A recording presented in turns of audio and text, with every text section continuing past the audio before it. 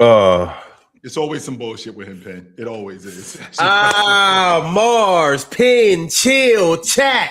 We live, y'all. We live. And as you guys can see by the title of the show, there's some people that didn't play this year due to season-ending injuries, but they'll be back. They are 100% healthy right now, and they have something to prove. I'm talking about three-point guards. I'm talking about Tyrese Haliburton. I'm talking about Damian Lillard, and I'm talking about Chill's man, Kyrie Irving. Did you guys see Tyrese Haliburton's East Bay? Mm-hmm. Off the bounce? Got it. Clean, too. It was clean, too. Yes, it was. That was legit. Non-fit rooms. I didn't know he had that in him. I did not. I did not know he had that in him. He's 6'5". I mean, you know. Yeah, I did not know that he had that in him. But I was thinking, and Mars and I, we go back and forth about the accolades logic a lot. Ron, it's interesting you bring up guys that have something to prove. You know, I was thinking this year in the Eastern Conference specifically, like we had 7 guys make the All-Pro team from the East last year. I think the last time that happened, I think that was in the 90s. So that's more, and that's not including Giannis or Jason Tatum. And this season coming up, it could be more, right? I think it very well could be more than that. So I think that we're going to have a lot of guys that are going to be playing really well, but I think that we could get some guys that we completely forget about because we're wrapped up in this guy over here doing this or Tyrese Haliburton doing that. And I think we're going to, because we've seen guys play so well for such a long time, i.e. Giannis, 30, 10, and 6, that kind of stuff I think could get thrown by the wayside. You guys excited for these 3 guys? I'm excited about other people. How much more, Ron, Irv, I think Irv is 34 this season coming. How many more years we got of Irv? Is he really 34 already? 33 or 34, one of them two. He was drafted in 2011. Yeah, exactly. Like he's been in the league for 15 years. Damn. Yeah, he's not a spring chicken. My question is how many more years of this level of Irv do we have? Is my question. Because I know, Ron, the ball handling just blows your mind because it does me too, right? His ability to knock down open shots and to get free and to just completely just captivate you with his game. All right, I get that part. My question is how many more years do we have of Irv at this level that we have him at right now? I think Kyrie can, as long as Steph is elite, I think he can be that same level age-wise. So Steph is what, 30, 36, 37? He'll be 39 in March. 30. He'll be 39. He'll be 39 in March. He was 38 last season? Yes, sir. 38 last season. God damn, what the hell? He'll be 39 in March. Yes. Oh. These dudes is long in the tooth, Ron. Like we think these dudes are gonna be around forever. They don't look it, they don't seem it. Yeah. But yeah, I think Kyrie, I'll probably say if he's 34, I think Kyrie can play at an elite level or elite enough level for the next 3-4 years. What's elite? So 37, 38 is what you're saying, Ron? Like I can get another 50, 40, 90 season out of him, you think? It kind of Kyrie's old. Any season Kyrie plays, he's in and around that. What's an elite season for you though, Ron? When it comes to Irv, by elite, I'm saying like he still a legitimate number 2 option, potentially number 1 option, but a legit number 2 option. Kind of like what was going on in Brooklyn. Was he the number 2 or was it James Harden? Like what was the pecking order in Brooklyn in your estimation, Ron? I think it was KD. I think it was James Harden. I think it was Irv. That's what I think it was. I think that was the pecking order. Yeah, I mean, regardless of how that was, there was always an injury there anyway. So it was like it was more than not. It was 2 of them, if not one of them. So yep. Kyrie was still a legit number 2 at that time, and even like could have been upscaled to a number 1. Mm-hmm. So I think he'll be at a legit number 2 level for at least 3 or 4 years. Well, he just was. If we're being fair, in I want to say the year they went to the NBA championship. That was the year that was the year before that was the year after he had gotten traded. He gave them, I don't know, you guys can fact check this for me, but I think he played 60 games that year, something like that. I think he played close to that. And he played well in the playoffs. He clearly played off of Luka. Something that Luka actually needed, a guy that he can go to for buckets. He gave them that. Yes, he stunk it up in the NBA championship, but okay, that's neither here nor there. We're talking about him being a legit number 2. I'm talking about him just being available and being the sharpshooter, ball handler, distributor, guy who can get to the free throw line and knock down free throws to ice games. Is that guy still available? Because just so you know, Ron, he'd be 35 by the time the playoffs start next year. Yeah, he'd be 35 years old. So, and 35 ain't really, I mean, it was ancient when I was growing up, but it ain't. Kyrie's one of my now. favorite players, but Kyrie peaked 2017 to 2020. Everything you've seen after that is maintenance. Okay. And now you're talking about severe injuries, 2 years off. Be very lucky if he comes back and he's, I don't know, 75% of the player that you last saw, which was already 75% of the player that you last saw, which is still an NBA starter. That is still a very good player, but that's not a number 1 option. We're kind of past those. We're kind of past that point. So we passed him being the best player on a playoff team. We passed that. We're past him being a best player on a contender. Best, like, yeah, he's like a number 2, number 3 option on a contender. And so he can still be the best player on a playoff team, but not a contender, though. What playoff team could he be the best player on? Charlotte. Okay, cool. There's one. But other than that, like they wouldn't go to the playoffs with him. Just add him. Yeah, they would. Yeah, they would. If he's healthy, yeah, they would.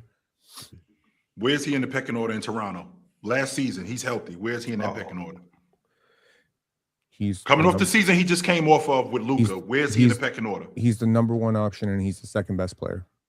So he's the second best player behind Scotty Barnes. So this is a playoff team that he's the number 1 option on. So, I mean, if I'm trying to, we already had that conversation. It's a very defensively slanted roster, though. And Brandon Ingram is not better than Kyrie Irving. Never has been, never will be. So it's a very specific situation. But I'm not talking about specific situations. And also, Toronto wasn't a contender last year. Sure. We're just talking about playoff teams. That's all. That's as far as I'm going. Well, you know, if you just dropped him onto the contenders last year, I don't think you could put him as number 1 option on any of them. Could we be number 1 option in OKC? No. San Antonio? No. Denver? No. Boston, New York, no. Boston, no. Know, so okay, respectfully, respectfully, we know Kyrie's not a number 1 option, and he hasn't been a number 1 option for a very long time. And there's nothing wrong with that. Like, Kyrie's still elite. He's still one of the best scoring point guards. Still one of the most efficient players. Still has, if not the best skill set in the league, one of the best skill sets in the league. Like, he's also one of the smartest players. So I trust players like him to find a way. You remember in 1993, Jurassic Park came out, and there's that famous monologue from Jeff Goldblum about the chaos theory and life finds a way. Well, Kyrie is life. Kyrie finds a way. So Kyrie will find a way to be effective on whatever team he's on. That's it. If I could get 60 games out of him in this season, I'll give you a hot take. If he was on the Spurs instead of De'Aaron Fox, they win an NBA championship. That's the gap. There's the gap. I mean, I think that kind of goes without saying. Yeah, I don't hate that. I agree. I agree with that too. Hey, speaking of Toronto, though, I would love to see Kyrie in Toronto. So would I. I'm trying to get that trade done for 2 years. Incredible. I think does he stay in Dallas, Ron? Because I know that you don't love him in Dallas. Does he stay in Dallas? Because I don't hate him and Coop together. I don't, but I'd much rather go younger with Coop because I think that Coop is the future, and I don't think that they winning it. So if I could get something in terms of younger, because they got the kid from Michigan, they got Coop. I'd much rather go younger in Dallas. So how much longer does he stay in Dallas? I think he's gone by February. By the trade deadline? By All-Star weekend, I expect him to be elsewhere. Yeah, can I interest you in a little bit of Duke Blue Devil named RJ Barrett and a certain, sniper point guard named Emmanuel Quickley for a Kyrie Irving, Daniel Gafford package? I would literally drive him to the airport so fast. That'd be a power move. I don't think he went power move tonight. Yeah. Oh, really? I don't think he on Dallas on opening night. I think that if something comes about where they could move him and get something substantial for him to help build around Cooper, I think that they could. I think that they would move him, and not because Kyrie Irving is a bad player, but I think that he's a player that really can help, to your point, Penn, a contending team. And if I don't have to give up that much for him, I could see a team a month before training camp, a couple of weeks before training camp, taking a chance on Irv for a year, especially considering the climate that we're in right now in the NBA where we got so much parity. I could see a team taking a chance on him. On top of that, if I'm not mistaken, I think Irv comes off the books. If I'm not mistaken, I think he comes off the books after this season. So I got a contract that's not necessarily team friendly, but I think it's he's either got a team. I think he's got either a team option or a player option, one of those two at the end of next season. And again, you guys can fact check me on that. I'm not sure. But with that being said, I wouldn't be surprised if a team like, to your point, Penn, like Toronto, somebody like that decided that, yo, we need a secondary ball handler. We need some buckets. We need a guy that could really help us in terms of a wing scorer. They could definitely do that. So, yep. Chill. Like, even pick it up and put it on speaker. But even to Chill's point, though, there's no team in the league that couldn't use Kyrie or wouldn't want Kyrie. And there's no team in the league where he wouldn't start on. Right? He's expensive and he hasn't played in a dude. while, so his value's in the dumps. It would be very much in Dallas's benefit unless you get an overwhelming offer to let him play out at least 2-3 months. Let teams see what he can do. You have a system in which he's going to have the ball a lot. He's not going to be on a contender, so you don't have to worry about like the optics of trading away or trading down. And yeah, like the other side of parity is delusion. And then the other side of delusion is a reality check. So you're going to have a lot of teams that are going to think they have a chance, obviously, right? And then 2 weeks, 3 weeks, 5 weeks, reality sets in. You don't have a chance. You start out 2-12. Okay. You know what I mean? Yeah, Penn, I understand where you're coming from. Like, his value may be low. Teams might not, be that high on Kyrie. But also, I know there's teams that are high on Kyrie because it's Kyrie. I expect Kyrie to like you said, 75% of what he was. If I asked you last year to come back and do what he always has done. Bro, you said the same shit last year about Trae Young, and he got dumped. Okay? You really are not valuing how teams are valuing, which is the only thing that really matters. You don't matter what you think. I started that statement by saying you might be right. That's not what I'm talking about. I'm talking about Kyrie Irving hoping. What I'm saying is I believe Kyrie Irving is going to come back and be the same old Kyrie. Like, no, he's not going to be 2017 Kyrie, but he's going to be Kyrie Irving. He's still going to give you 20 on any given night, damn near every night, and it's still going to be in an efficient manner. He's still going to chop up defenders. He's still going to make tough shots. He's still going to get freaky around the rim. Like, I expect he's still going to play make a little bit. I expect Kyrie to be Kyrie. Like, I don't think it's going to be too big of a deal. We did this. We don't have to do this again, but we did the percentage of the cap shit, right? So Kyrie, to Chill's point about contracts, he's on the books for 24% of the cap this year. 24% of the cap. That is a max contract, okay? And then the next year is a player option for 24.4% of the salary cap in his age 35 season. Based on how teams have been valuing players, I do not see a significant, upside on this in terms of, hey, look, if you're the Dallas Mavericks and you're thinking we got a championship piece here, we got, the OG Anunoby piece. You know what I mean? Like the piece that's going to put you over the top. We think that we should be able to retrieve at least a couple firsts for this player. That offer does not exist right now. So that's what I'm saying. Like, let him play for a couple months, and maybe that offer will exist. From where? Detroit, maybe a team like Detroit, maybe a team like Toronto, maybe a team like Denver. How's a Kyrie Irving for Jamal Murray swap to get you under that luxury tax line? You know what I mean? Like, there's options. I would Houston, try to keep Jamal though, but I mean, yeah, because you have no concept of like how much they're going to have to pay and how cheap they are, but they're going to have to get rid of somebody. There are options. Yeah, all I know is Kyrie helps a lot of teams. Mm-hmm. That's one thing that I do know, and yeah, we'll just have to see. He even helps Dallas too, though. Like I know, Do what? win What? Games? Yes. What else would he help? Win highlights? Are they a top 10 team in the Western Win Conference? ticket sales? Nah, no. Okay, so then what are we doing? Then? Well, he still makes them better. All I said was he helps them. I'm trying to be better. Trying to prepare for the future here. Right. He helps Cooper Flag. He helps their young players. He helps all of them. Kyrie, not only is Kyrie a good locker room guy, but on top of that, him being on the court helps them. Him being there last year, I believe would have probably helped, Nembhard a little bit more. It would have helped Cooper Flag a little bit more. It would have. Now Cooper Flag, he ended up getting his reps out the mud, but Kyrie being there, pointing out certain things and making the game easy for him, I think he could have learned from that. And I think he helps Cooper this year. He helps, he did help him last year. Men. He did help him last year. Yeah, I'm assuming he did. So what's the deal with this Dallas team this season then, Ron? So because I'm starting to get worried when it comes to Derek Lively. I'm starting to think he's made of glass. I hope that that's not the case, but I'm starting to think that he's made of glass. Gafford has also been in and out of the lineup.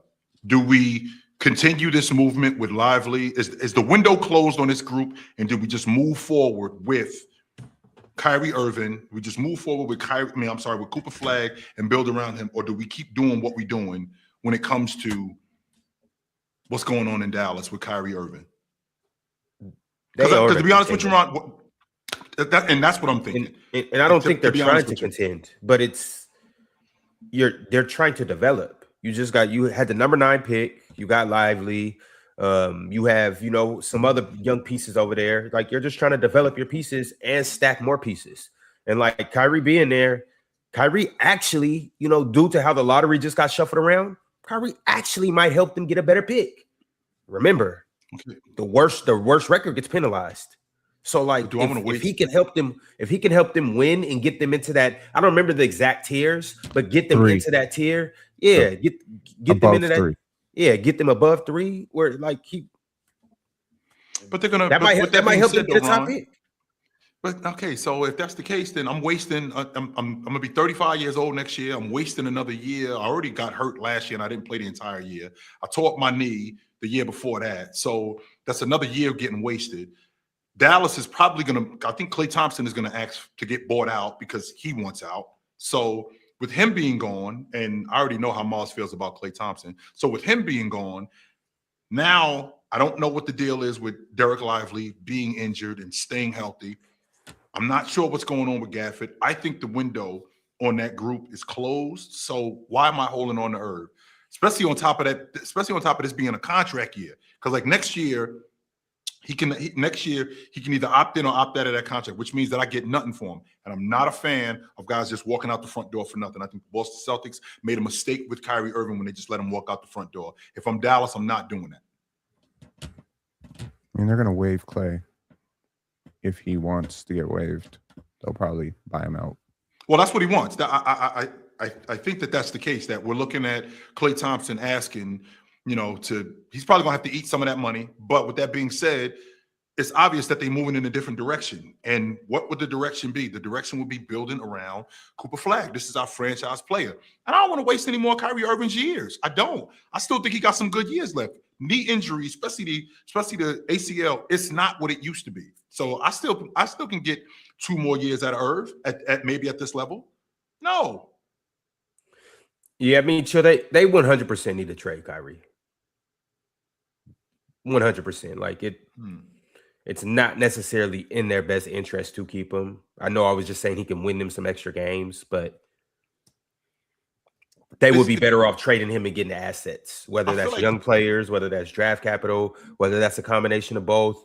And it don't got to be nothing too major. It could literally be a young player in 1 pick or something like that. But that's more beneficial to them moving forward than keeping Kyrie in a season that's not going to mean much. I just feel like we living in a have and have-nots NBA. What I mean when I say that is we either winning it, we either competing to win it, or we starting over.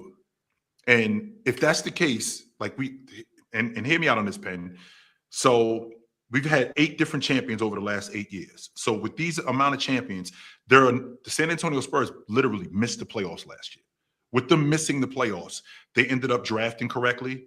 They got these draft picks to pan out. Wemby got better. In addition to Wemby getting better, Castle played better. Dylan Harper actually played really well. Their rotation guys stayed healthy. So they were able to turn this thing around immediately. So same logic applies to the New York Knicks.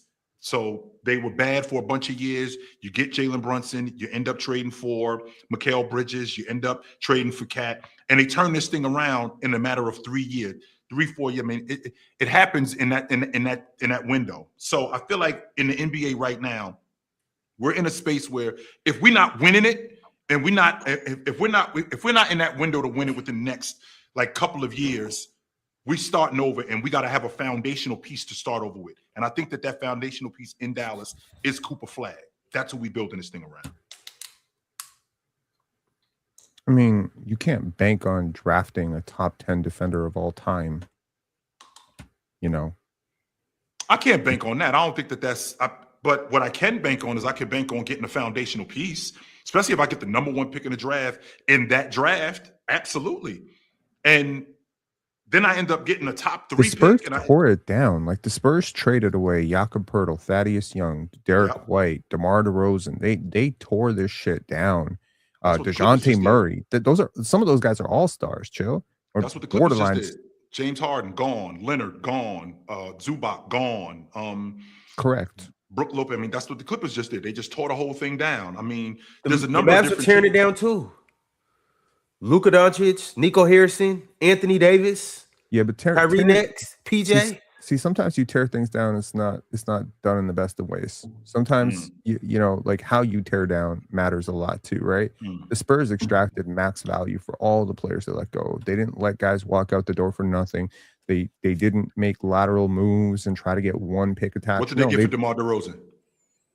Honestly, I don't remember. What the hell did they get for DeMar DeRozan? Did he just walk, or did they? I think they traded him to the Chicago Bulls. What? I think he went to Chicago and got paid. He didn't get traded. I think he just walked right out the front door, if I'm not mistaken. I think he walked right out the front door. If he did, he would be the only one because they got a first for Yak, they got a first for Thad, they got multiple firsts for Derek White, they got multiple firsts from the Hawks for DeJounte Murray. So I mean, like they extracted max value. There's no super max player there. There's not a superstar there. They didn't trade a superstar because they didn't have one. Kawhi walked out the door. They didn't have a superstar anymore, so they waited to draft one. I'm just saying, like, you know, there are plenty of teams that have chosen not to do this. Like the Indiana Pacers last year could have gutted their roster. They chose not to. I mean, they kind of soft tanked for a year, but they didn't gut their roster. They didn't trade Pascal. They could have. Pascal was coming off like all NBA borderline. He was coming off Eastern Conference Finals MVP. They could have traded him, but they didn't. They chose to sort of rebuild from the middle. The Bulls have been doing this for years. And we joke about the Bulls, though. Playing year after year. They have finally torn it down. And they were rewarded with a player that you think could be the best player in this draft. So, you know, the consequence of getting one of those top 4 picks and actually hitting, the reward is too high to not try.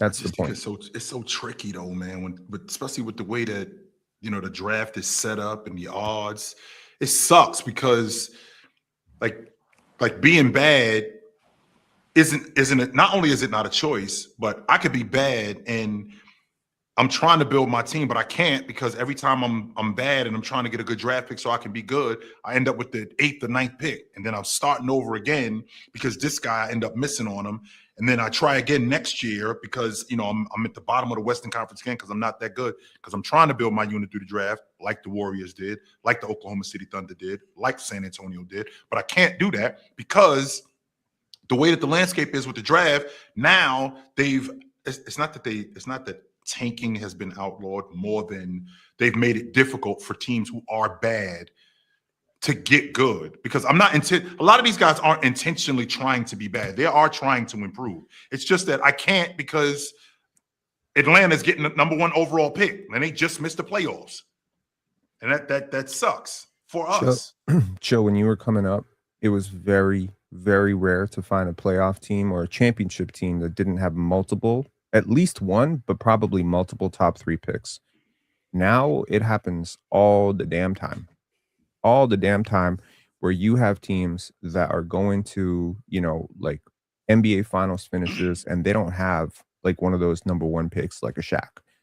Look at the Lakers. How did the Lakers construct themselves? Kareem was what? Number 1 overall pick. Magic was what? A number 1 overall pick. What was James Worthy? Number 1 overall pick, but they got so 3 number 1 overall picks, all of whom became all-stars. Michael Thompson too, by the way. Clay Daddy was a number 1 overall. I mean, Dallas is on its way with 3 number 1 picks. Hey, I forgot they just picked up my boy Reese Shea. Oh my God. I forgot about that. Are you hard of listening? I said 3 first overall picks that worked out. He's working out. He's probably literally in the gym right now working out. This like, bro, we got Kwame Brown and yo, come on, bro. We got Kwame Brown and Michael Olowokandi. Come on, stop it. Yeah, you're right. He's worse. He's worse than Kwame. Yeah, that dude be lucky to get to Kwame's level. With that being said, though, like what's the if we're being honest, Ron, about Dallas this season, they won 26 games last year. Irv's healthy, Derek Lively's healthy, Cooper Flagg is healthy, Gafford is healthy. What does this team look like in this Western Conference? You said PJ too? PJ Washington is also healthy. What does this team look like? Dallas they really got a solid team, but I'd probably say 33, 34 games. And I don't expect Kyrie to be there either. I would say 33, 34 games. Because if you're looking at the Western Conference, if we're being honest, and Penn, I know that you're going to roast me for this. I think after I'll get the particulars out the way. San Antonio, Oklahoma City, Denver, Houston, Minnesota. After that, it gets tricky in the West. Like, where are we going after them 5? Portland. Lakers, Portland. Phoenix, maybe. Yeah, definitely. Phoenix, maybe. Phoenix, definitely. Okay, so I like Phoenix right around there. Definitely Phoenix. Okay, so are you specifically just talking about teams that are better than Dallas? This is what I'm thinking, and especially with the lineup that I just ran down. Like with the lineup that I just ran down with Lively, Gafford, PJ, Cooper Flagg, Irv, Najee. Dallas isn't just trash. I don't think they're garbage neither, Ron. To be honest with you, the questions that I have aren't about this team's talent, because I think Daniel Gafford is one of the best pick and roll players in the league, and I do think that he could be one of the better defensive bigs in the league. I love his ability to rebound and protect the rim. I don't know how we get selective amnesia about like how okay, like I understand the Eastern Conference is like all the talk right now. Everyone's like, the East is great. The West is not a joke. You can't just be a bad team and make the play-in the West. You said OKC, you said San Antonio, you said Denver. I agree. 1, 2, 3 on that one. You said Minnesota. What was the 5th team you named? The Trailblazers. So you don't even remember the 15. He didn't say Trailblazers, but okay, let's just say Trailblazers. It wasn't the Blazers. Okay, Minnesota. We got the Lakers. That's 6. Okay, we got the Lakers. That's 6, and I'm not saying in any particular order. What about the Houston Rockets? Fred VanVleet back. So right? that's the 6. I think I did say Houston. Or if you did say Houston. You said Houston. I said so again, Penn. I don't think you did, but Oklahoma, who cares? He definitely said Phoenix, Oklahoma, San Antonio, Denver, Houston, Minnesota. Okay, that's 5. Lakers, 6. Blazers, 7. Suns, 8. I'm gonna give you Warriors, 9. Just so you know, there was 8 games under 500 last year, and they was in the play-in. Sure, but the West starts getting tricky after them 5 teams. I think it starts to get tricky, Ron. After 5, it starts to get. We had the episode yesterday. Y'all was trying to cap for LA. The West gets tricky right at that 15. Utah Jazz. Do we forget that they exist? They do exist. Yes, we have forgot that they existed. They must remind us that they are still an NBA team. Yeah, I know they made a couple moves. I know they drafted. Had the number 2 pick. You still got to show me. The only 2 teams you can definitively say are going to be worse are Memphis and Sacramento. That's it. The Pelicans are sneaky. Are they better than Dallas? The Jazz? Yes. What? So they're just downright better than Dallas. Yes. If Kyrie Irving does not play like a no, don't say healthy, those. Okay, so if Kyrie Irving is playing 82 games for the first time in 70, how about that? 70 Jackson Jr. ain't finna play all 82 games. No, he is not. Marketing ain't about to play all 82 games. No, he is not. Darren Peterson, hey, he better stay off the creatine. He might not even play half the season. Like we know guys are gonna miss games. All I said was they're not a better, or they're just not definitively better. I think you're completely understating the fact that Utah has been trying to lose for like 2 years now. Like they're trying to actively go out tank games. They're not doing it this year. They're not doing that this year. They're not doing it this year. However, I don't want to hear nothing about Keontae George because you obviously don't respect him, right? Now Mars and I. Oh, me? Yeah. I've never said nothing bad about Keontae George up here ever. That'd be you guys. Intern, I've never said anything bad about Keontae George. Okay, well, I'm trying to tell you that dude is currently the fourth option on that team, or the fourth best player on that team right now. And I'm pretty sure someone up here was telling me he's an all-star. Keontae George is the fourth best player on that team? Yeah. Hold on. Wait. Name off the pecking order. Lori, Darren. There's no way you're going to say Darren Peterson is better than him already. You haven't seen him play one game. Whooping feet. He would beat the shit out of him. Yeah, he's better than him. Anyways, whatever. What are you going to say if he's worse, though? What are you going to say? Darren Peterson got to get acclimated? This is going to be like if he's worse? Yeah. Frank being a Karen in the chat saying, but Penn called me stupid, chat. You are stupid. Okay. And you think Jaren Jackson is better than Keontae George? I didn't know that was controversial, but yeah, of course I do. It ain't got to be controversial.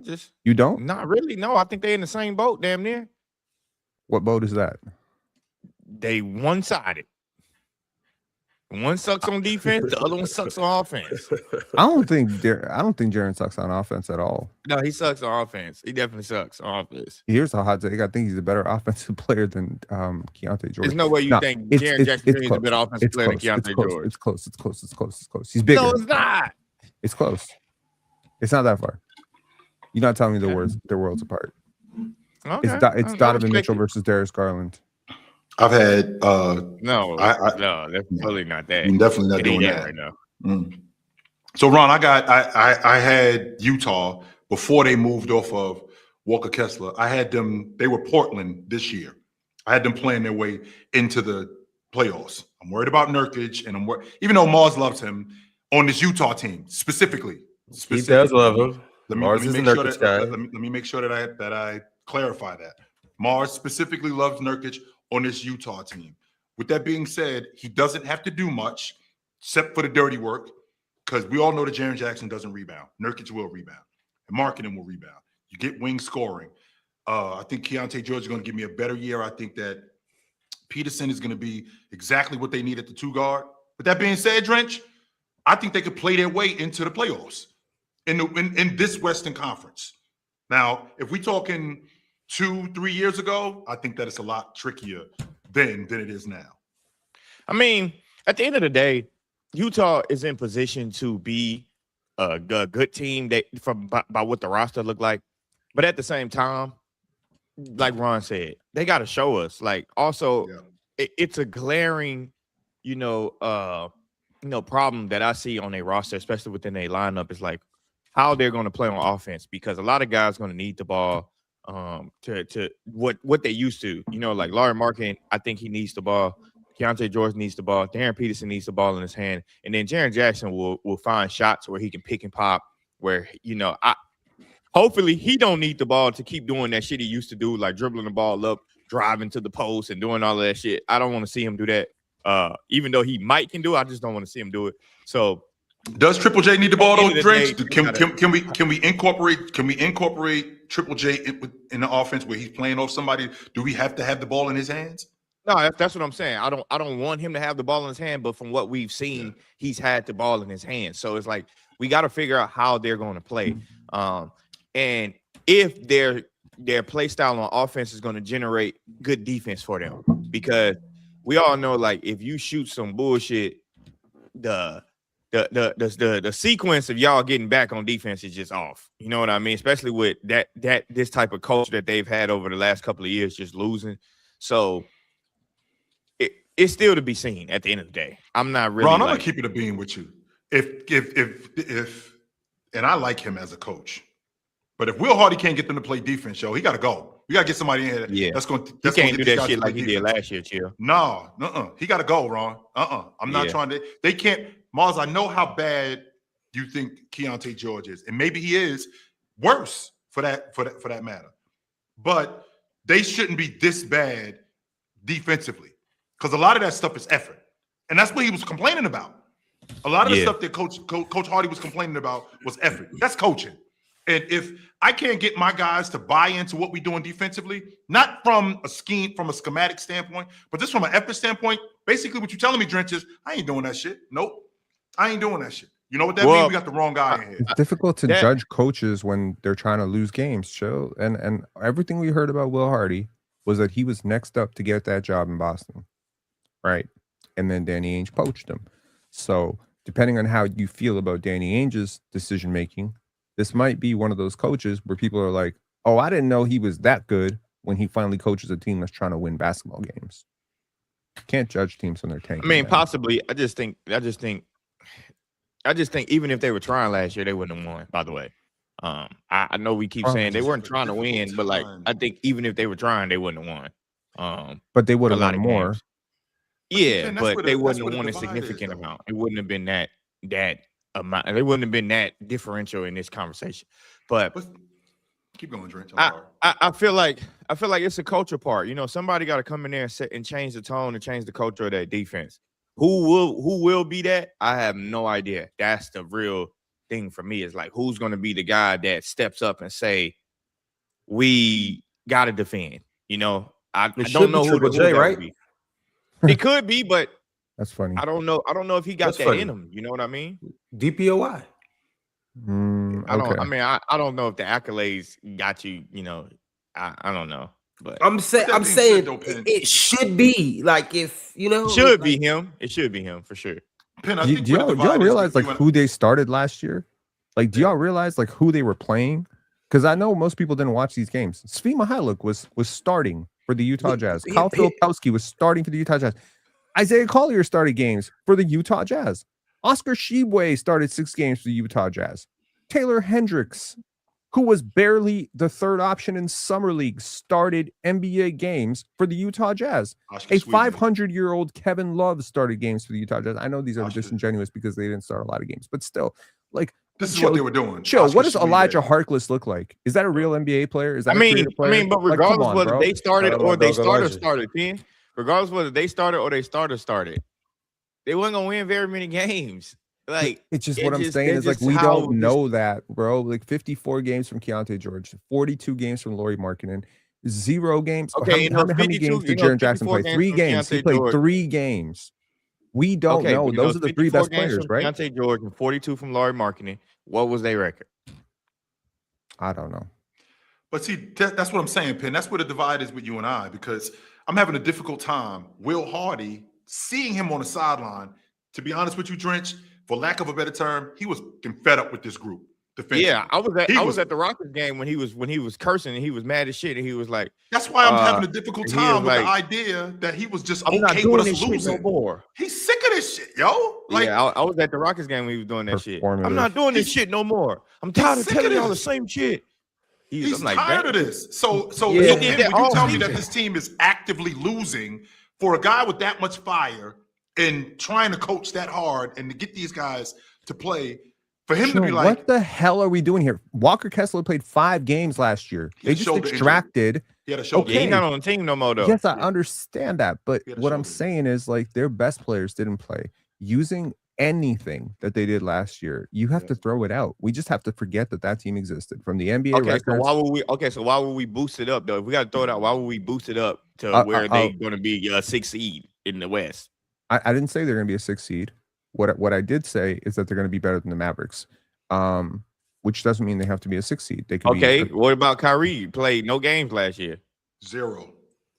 Okay, so what about the Mavericks tanking? Huh? The Mavericks did tank. The Mavericks did tank, and Cooper could get a little bit better, but they're also going to be incorporating another young player. Derek Lively, from what I understand, is still very injured. Jazz are incorporating another young player too. Okay, but that young player is a lot better than Morez Johnson. Let's just be real. A lot better. Man, I don't know. You got to see what Morez gonna do. Morez look good from the summer league standpoint. I really don't have to watch a lot more Morez Johnson than I already did to tell you that Darren Peterson's a way better basketball player than him, and is going to be a better basketball he could be a way better basketball player. That's not how basketball works, though. He could have a different impact on the game. Yeah, they can have different impacts. There's no level of basketball that Darren Peterson does not impact winning. I'm sorry, like I understand a lot. They don't have nothing to do with Morez Johnson. Morez Johnson can go into a great situation over there where he just impacts the game on the offensive end and defensive end more than Darren Peterson can impact the game in Utah. Doesn't mean he's better. It's just part of the divide is I'm just not like on that level with Cooper where I think he's just going to turn it around for a team. Like I just don't think like he is at that level yet. Like nothing I saw last year, even the 50-point games and outbursts, do not show me that Cooper Flag is ready to carry a playoff team more than Lauri Markkanen. But who? Okay. Well, no way. Yeah, I think Lauri Markkanen is still a better. Why are we doing that? Because Lauri Markkanen. Why are y'all acting like Lauri Markkanen? Lauri Markkanen ain't led nothing to the playoffs, and we talk about playoffs with Lauri Markkanen. Lauri Markkanen ain't never played in the play-in. Okay, so last year, Darren Peterson. Okay, so Darren Peterson, Lauri Markkanen. We can all agree that the four best players on the Jazz this year are Keontae George, Jaren Jackson, Lauri Markkanen, and Darren Peterson, right? Yes, I'm with that. Yeah, that's fine. So 82 games times 4 would be 328 potential games they can play. We all know they're not going to play 328 games. Those four players for the Jazz last year played a combined 99 games. Okay. What does that do with Lauri Markkanen and Cooper Flag? Their starting center, who was, by all admissions, very good for them, which is Yusuf Nurkic, played a grand total of 41 games. That's half of available games. What I'm saying is that when you incorporate, it's funny that we can use takes like Ace Bailey is going to be on the same level as Cooper Flag. A year ago, Mr. Ron, trying to tell us that Ace Bailey is going to be better than Darren. You were telling us that he's going to be. What does got to do with Lauri Markkanen and Cooper Flag, though? I'm trying to tell you that y'all are sleeping. Okay. But what does got to do with Lauri Markkanen and Cooper Flag? What does that have to do with Lauri Markkanen and Cooper Flag? What this has to do with is Lauri Markkanen is a proven all-star at the NBA level, and Cooper Flag is a hypothetical. So, no. Proven. So Cooper's a hypothetical, but the Jazz aren't a hypothetical. I think the Jazz are the team that got the number 2 overall pick last year. They're not a hypothetical, but Cooper, the dude who played much better than a lot of players in the league. A dude who ran away with the rookie of the year, but one rookie of the year. A dude who was phenomenal last year, 50 piece, 45 piece. What is a proven all-star? What does that have like? What weight does that hold in the Cooper Flag argument versus Lauri Markkanen? He's a proven all-star. The best version of Lauri Markkanen that we've seen in the NBA is significantly better than the best version of Cooper Flag. It's not significantly better than Cooper Flag, and Cooper Flag was just a rookie. It's not significantly better. No, I understand that, and anything that you're saying about them is hinging on Kyrie Irving being healthy, right? And it's hinging on Cooper Flag taking a major step. And I'm just telling you, I don't know how major that step is going to be, and I don't know if Kyrie's going to be healthy. And I don't know if Kyrie's going to be on this team after 20 games. So all of this being said, give me the Jazz. If I'm taking a bet right now, I'll bet any one of you that the Jazz are going to have a higher. Take it. There's another bet you're not going to pay. See where you at. There's another bet you're not going to pay, Ron. You're not going to pay this, Ron. Because I can see where you're going. I can bet you $1 million. It's only two. Hey, Drench, I paid you, right? I bet you $1 million. Mars, I paid you, right? Oh, shit. Real talk, I paid you, right? Big Ox, I paid you, right? The reason why it's only 2 chumps on the panel I don't pay. Look at each other. What's going to happen. Look at each other. You know what's going to happen when you see me. Look at each other and y'all and see why I won't pay y'all. You know what's going to happen when you see me. But Penn, I am following you on this one because it sounds to me like you feel like there's more certainty. Even though there's not a lot of certainty, but there's more certainty in Utah than it is in Dallas. I'm going to tell you why I don't agree with that. Is it? Yes. I'm gonna tell you why I don't agree with that though, Chill. Because if you gonna give Lauri Markkanen the proven all-star bell, give Kyrie Irving the proven NBA champ bell, give Kyrie Irving all of the shit, the proven all-star shit he been doing. Kyrie Irving is way better than Lauri Markkanen too, by the way. Hey, but That's number Dritch, one. don't stop there. Go ahead. Keep But going. that's number one. And whatever you're gonna say about Cooper Flag and Lauri Markkanen, I think even Lauri Markkanen's best years is very comparable or very similar to Cooper Flag's rookie year. His Unless best you feel season? like, Best huh? seasons? His best seasons? Like Lauri Markkanen's Yeah. best seasons are what we're It's- saying. Lauri it's not Markkanen's that best far. season was 2022-2023. He averaged 25.5 points per game and won most improved player. I'm and was an gonna keep it hot all-star. with you, Hey, Pin. what? Cooper better than Lauri. Okay, Okay. but Today? Cooper Flag's rookie Yes. season is So when you say comparable keep to- it hot, What? you mean keep it hot dog why shit? wouldn't his rookie bad season be basketball comparable? takes? What? No. What are you I'm doing? gonna Cooper keep it Flag is all not the way better than hot Lauri with you. Markkanen Cooper today. Flag No. is better than Lauri Markkanen. This is awful. Hey, look, Lauri gets some buckets. Yes, Lauri can shoot the hell out the ball. Yes, but I'm what listening to Cooper, you, Drench. what Cooper provides for you is it's better Yeah, than but that's what I Lauri. was about to say. Even if Lauri Markkanen What? is better as of today, Okay. we only looking at Cooper Flag's rookie season. And like I Right. said, unless you believe Cooper Flag is about to fall off the cliff tomorrow and just go turn into Ben Simmons when he went downhill, Yeah. then like what are we doing? Like if Penn's gonna use the projection for all these other players, Right. let's use the projection for Cooper Flag. And I think he's gonna be better than him, Trench. I'm not gonna argue that point. I think No, I he's think going he's gonna to be better than Lauri Markkanen next year. Like Now this season coming up, Cooper Flag will be better than Lauri Markkanen. he's gonna anybody be wanna better than bet Lauri that? Markkanen this Possibly. year. Yeah, I don't, anybody wanna I don't bet hate that? it. Possibly. You know what, Ron? You know what, Drench? I don't hate that. He ain't better than him right now, though. He's not. Right He's now not is better than next him right now. year. No, right Yeah, now the is not season next ain't year. We're still in the started summer. I'm still working on my game. I'm still getting nice. Nuh-uh. And don't forget, Lauri Markkanen in the lab, too. Okay, Cooper Flag. Okay. Cooper Flag is a better playmaker. That's number one. He's a better defender, I think. Number two. Now on the offensive end, we can break it down and say Lauri is a better shooter. I don't know if Lauri is a better scorer than Cooper Flag, though. Yes, he is. And yes, he is. He 100% shoot the I don't three think better, better in transition.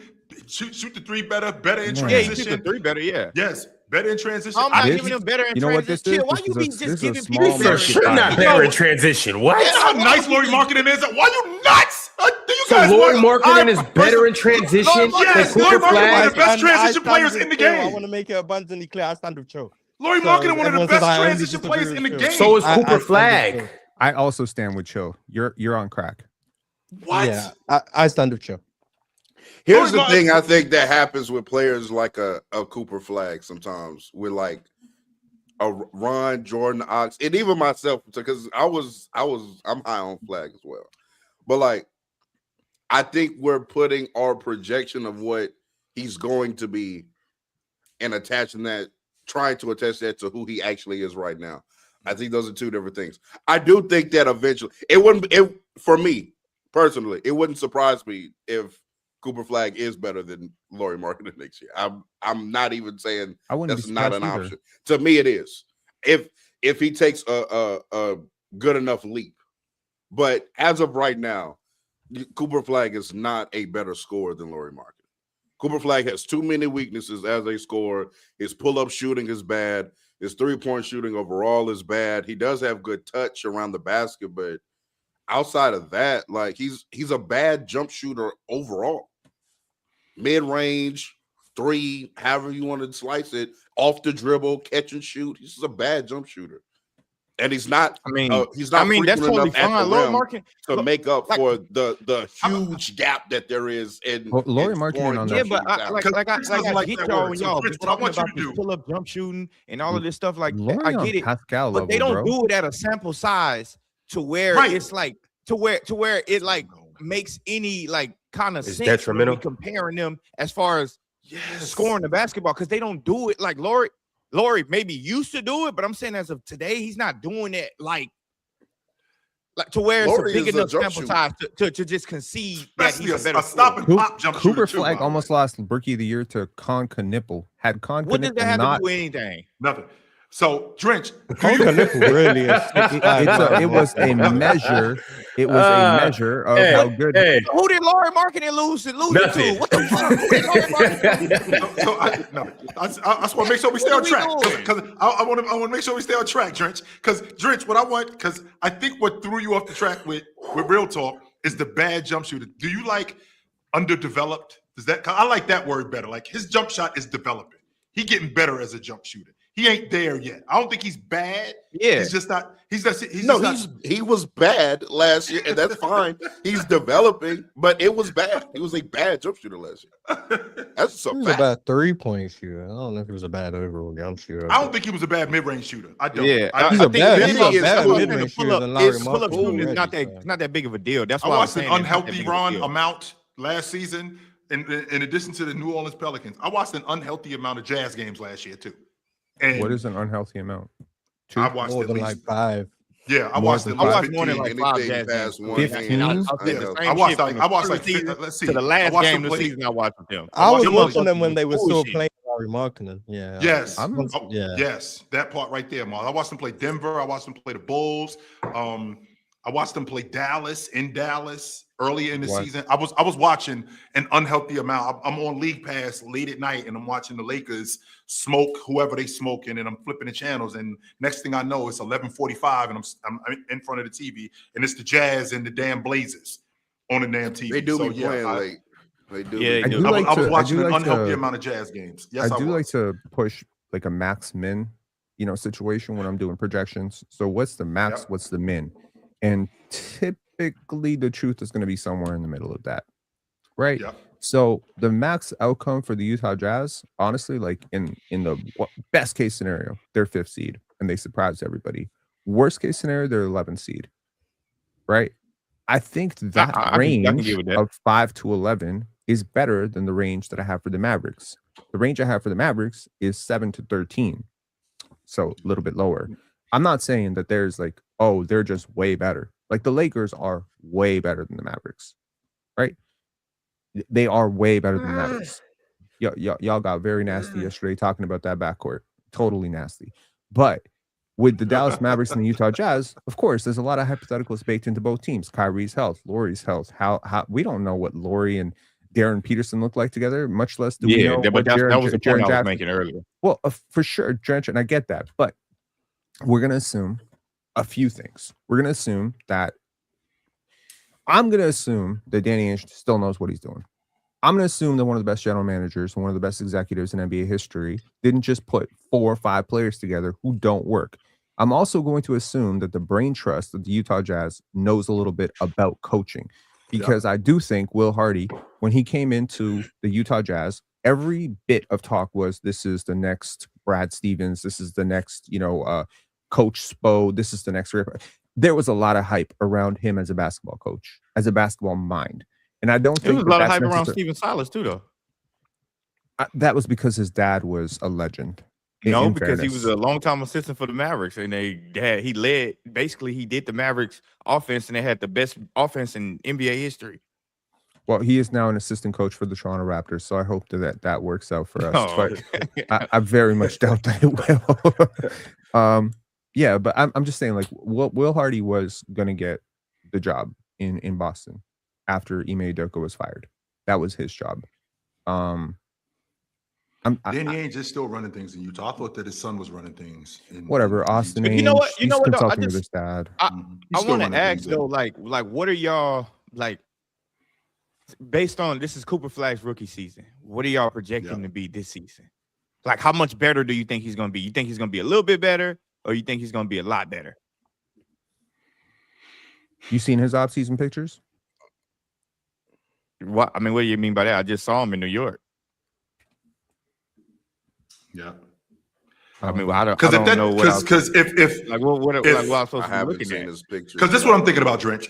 This is what I'm thinking about, Drench. I don't know what his I'm picture's got to thinking do with it. Sorry, Pitt, I haven't you been could on go his from- Instagram. you could go from averaging 20. I think Cooper averaged what 20 a game, 21? something like that. 21. So he averaged 20. You could go from averaging 21 to 25, but you're not as good as you were. Shot selection is bad. Shot selection is worse. Right. Offense is different. So, But I could also go from averaging 21 a game to averaging 23, and I'm a significantly better ball handler. I'm a better passer. I'm a better jump shooter. So to answer your question, Drench, I think that I could get at a Cooper Flag because we got film on him now. People know who he is and they know what to look for, and I think that he knows what he needs to work on. I think I could get a 22 to 24 game guy with a better handle, with a better jump shot. So you saying I kind of disagree with you on that. I kind of disagree with you on that part about he can go from 21 to 23 and get significantly better. It just really depends on the team that he plays on. The only reason why I disagree with you on that is because the Mavericks isn't in a position for Cooper Flag to go from 21 to 23 and he gets significantly better. If he does that, I could probably argue that he's probably the same on the Mavericks team that's going to need him to be a superstar pretty much. Yep. So that's why I don't agree with you about that. Now, if he goes from 21 to wait a minute, stay right there. Stay right there, Drench, because I ain't going as far as like 29 or 30 a game. I ain't doing that. I don't know if I would do that, but I would be honest with you. If he did do it, I would not be surprised. Just because with Drench on this. I wouldn't be surprised just He because did what? If he went from 21 to like 29. I would not be surprised. The only reason why I'm saying it's a big jump. He LeBron now, I guess. No, Is that a bottle? but it's not the same as what it used to be. That 29 is not the same what it used to be when LeBron. I'm also not giving out free promo, but no, it's not. Okay. But I was about to say it wouldn't surprise me on this team because it would be a second year. The team would be a little bit more comfortable for what Cooper Flag does. I think they got a good feel for how they want Cooper Flag to play, even though they got a new coach, a new GM now. I think some of the stuff will still be the same, and I think he just be more comfortable with coverages. Like early in the year, I saw a lot of times Cooper Flag wouldn't get busy until like the end of the game, or like he would have 2 quarters where he was good and the other 2 quarters would be shitty. I can see him turning an 82 game season in for him where he understands like, okay, this is how I get 7 points a quarter. Okay, this is how I get to the free throw line. You know, I see a little bit more of that coming up just with how I project him to have the freelancing to get better too as well. Right. And then if you add Kyrie Irving to it, I don't know if Kyrie Irving plays a lot of games for them, but let's assume Kyrie does. I don't know why we wouldn't assume it, but let's assume he does. That's going to help Cooper Flag out even more as a playmaker, just in general.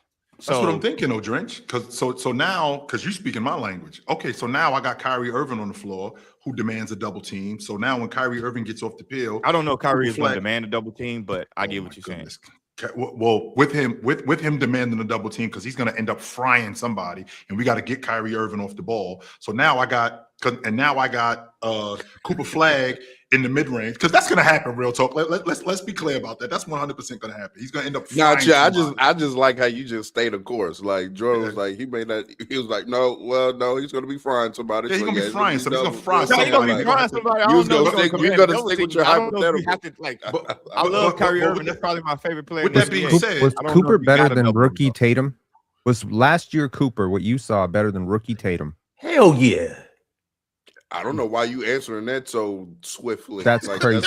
Hell yeah. Because Ron is a fucking. Why does that matter though? Like, why does that Jason matter? Tatum took a massive step back in year 2. Irving. I'm thinking about really quickly. And I want you to stay on that point, man. But really quickly, with him, having Kyrie Irving on the floor, I think his shot selection is going to be different. I think he can get better shots. If Lively is on the floor, that's going to open up even more shots on the perimeter for him, and that's going to open up more driving lanes for him too. This is what I mean when I say him getting significantly better, playing with these guys, and it doesn't have to be 25, 26, 27. It could be 22, 24 a game, and it could just look a lot better than what it did a year ago.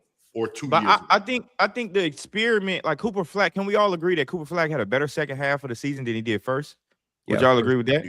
Yep. He got better as the season went on. Shout out to April. Yeah, so I think when you're saying like it could look better, I think Cooper Flag towards the end of the season, he showed it looks better.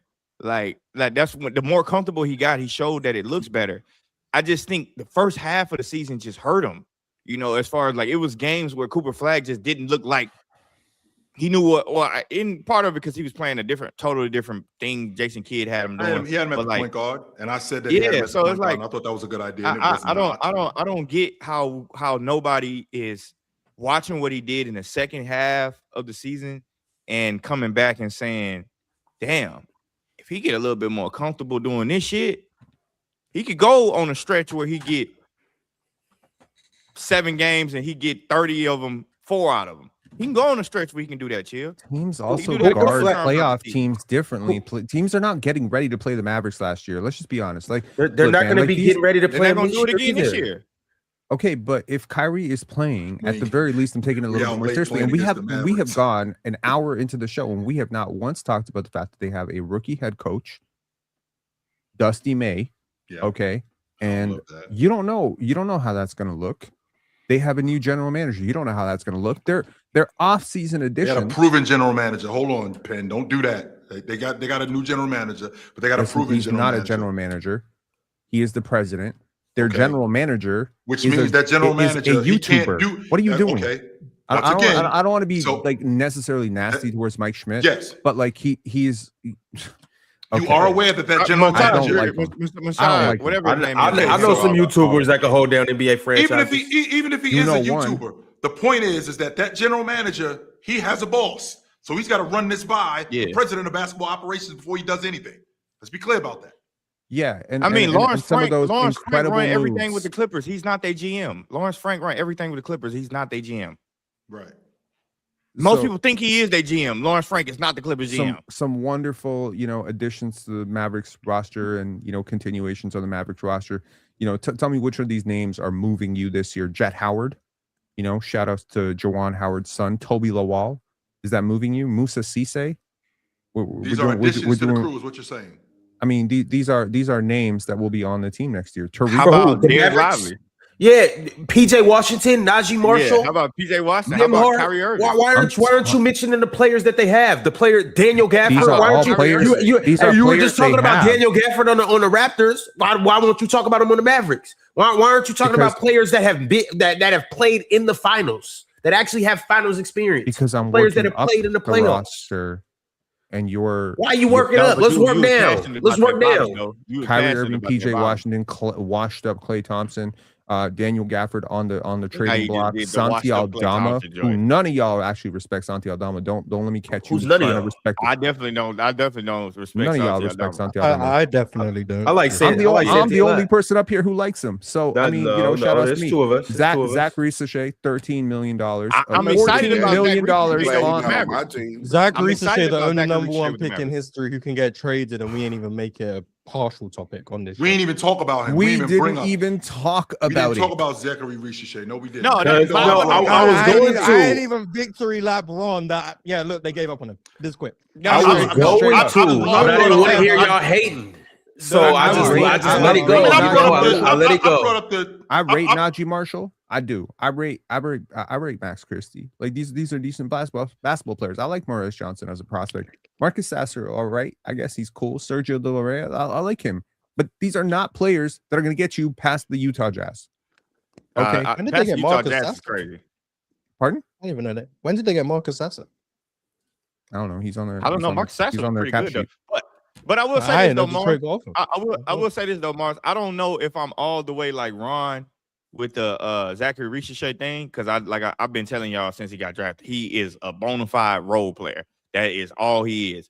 But I do like him in Dallas alongside the size and the depth that they have, though. I don't think he has to come in and be a 20-point a game guy. I think he can get his little bullshit ass 8 and 7 and be effective with. I don't know about 7. I just said 7. You don't do anything But well. I think he can be effective for the Dallas Mavericks. I think this would be perfect for him out of that Atlanta spotlight, to where people got these expectations of him being a number one guy on that Keep team. cooking, Drench. And What does he be heavily do? disappointed. I'm gonna be honest. I respect the optimism. Ain't no one expect nothing for Zachary Ricochet. Hey, Zach, MIP No, this no, year. but I'm saying- Come He on, wasn't Zach. drafted to be number one MIP overall. this year. He wasn't I'm saying drafted to be a number one that's him option. being a number one pick and him being overwhelmingly disappointed. I think that's something that that people will always hold over his head, especially with that being in Atlanta. Like, you're the number one pick and you're overwhelmingly disappointed. Now get your ass behind the real number one pick, and we gonna forget that you was even the number one pick, and then you can contribute. That's all I'm saying as far as in that space. Because in Two real Atlanta, number one picks. because in that, yeah, and two real number one pick. Because in like Atlanta, your dog take a shit they on the were floor and pissed you off put that they used newspaper on that top shit. of it. That's all I'm We saying. just No, we're it's not not forgetting like this that is at all. this is absolutely like that. It's like your dog took a dump on the ground and you're like, oh, you know what? Let's put some newspaper on it. Yeah, you're gonna forget for a little bit that he was the number one overall pick, but the first time he goes 0 for 7, someone will be like, I can't believe this was a number one overall pick. That shit stays with you, bro. It doesn't just leave. It's just a little less terrible because you weren't on the team that drafted you. So now That's the terrible. team that's I like watching that. you isn't thinking, oh my God, I can't believe we burned a number one pick on this guy. There's optimism.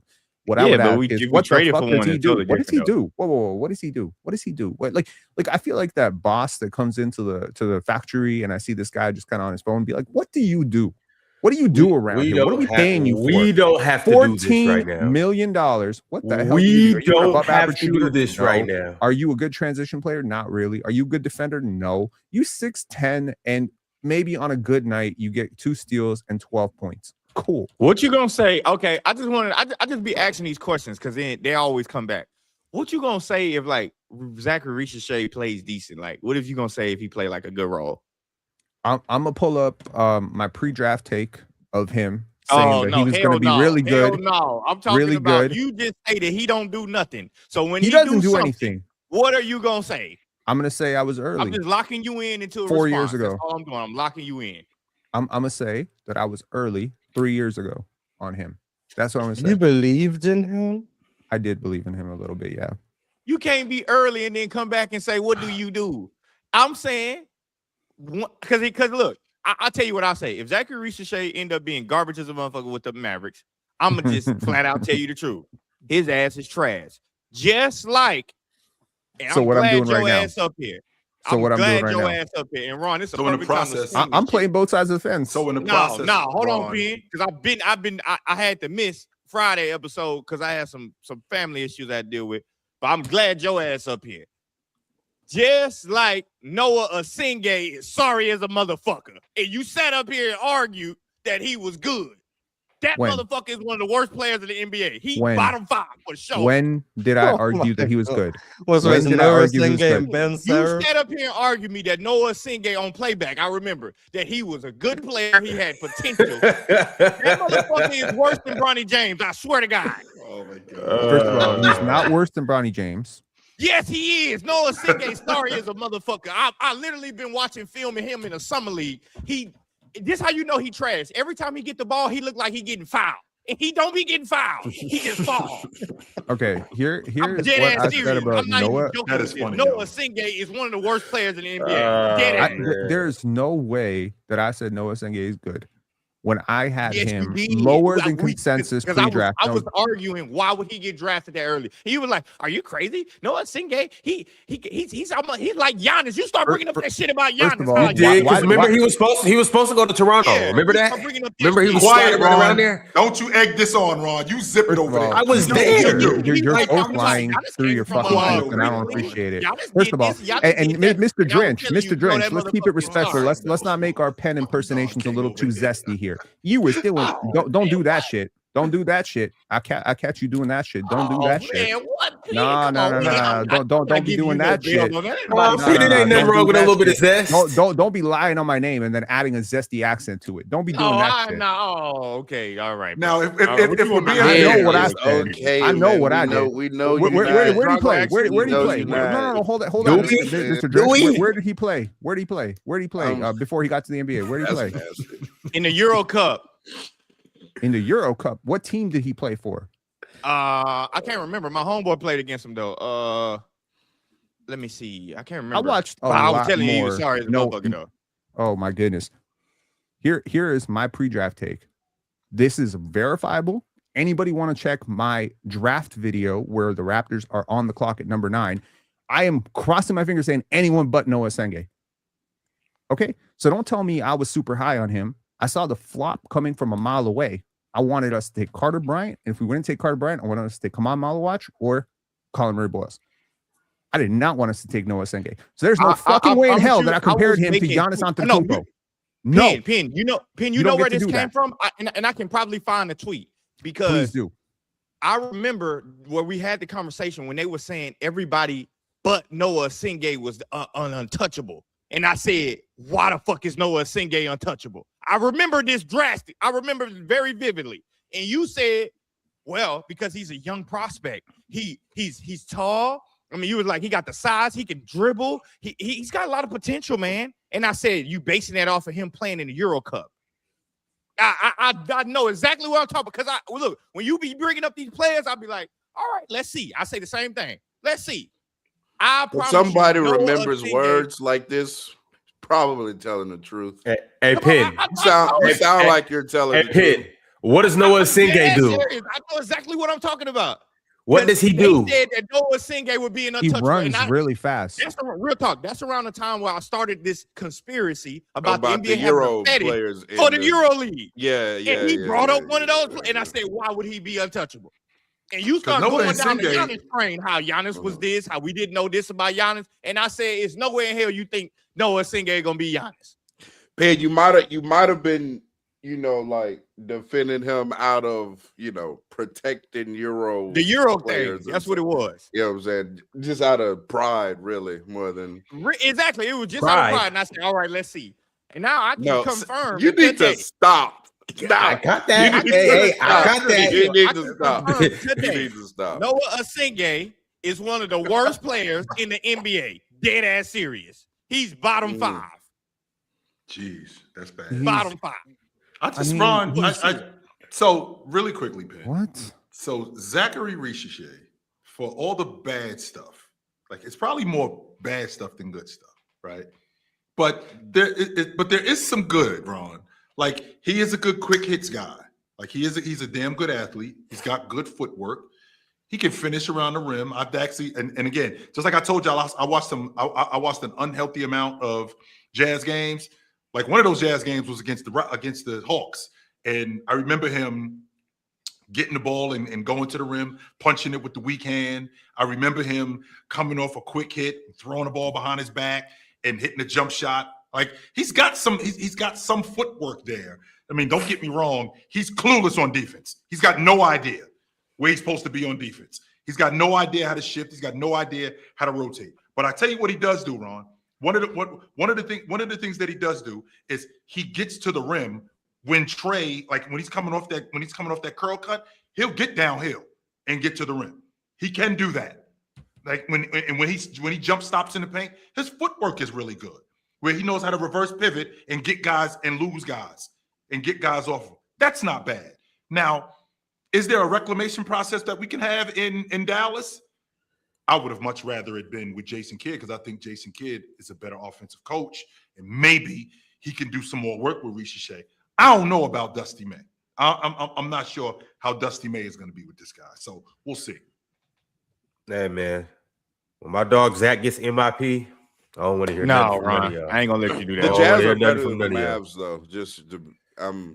I'm in agreement. Real talk. They could be. All I'm saying though is, and I actually agreed with Penn Scale. I do think that the Jazz have a higher floor, but Yeah. my only thing is like I'm not just gonna say that they're just outright better than the Mavericks when the Mavericks still have Kyrie Irving, a player who has balled out in the finals. We know Kyrie's resume. I don't even have to go into that.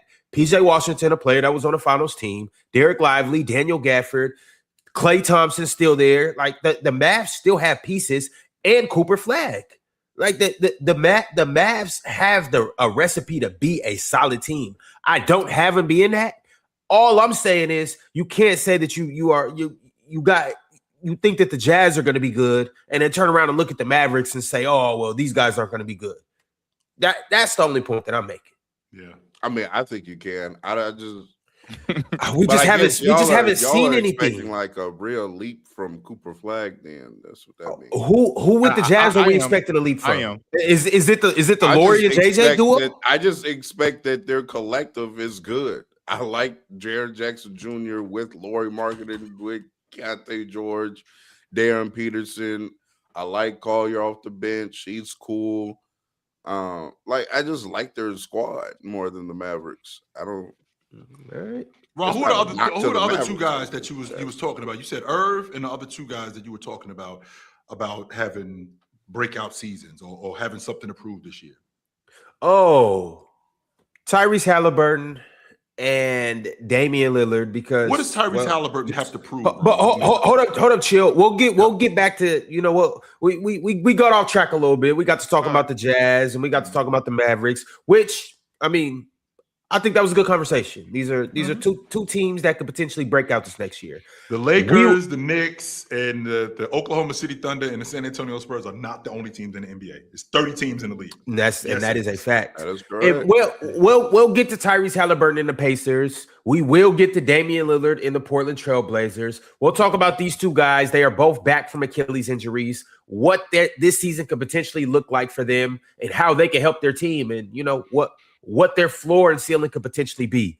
But y'all, we are an hour and 15 minutes into the show. I do got to tell everybody to like the video. I do got to tell everybody to subscribe. I do got to tell y'all to keep sending through super chats because we're about to get to them right now. Before I get to this $50 super chat from XX Kaj KX AJX.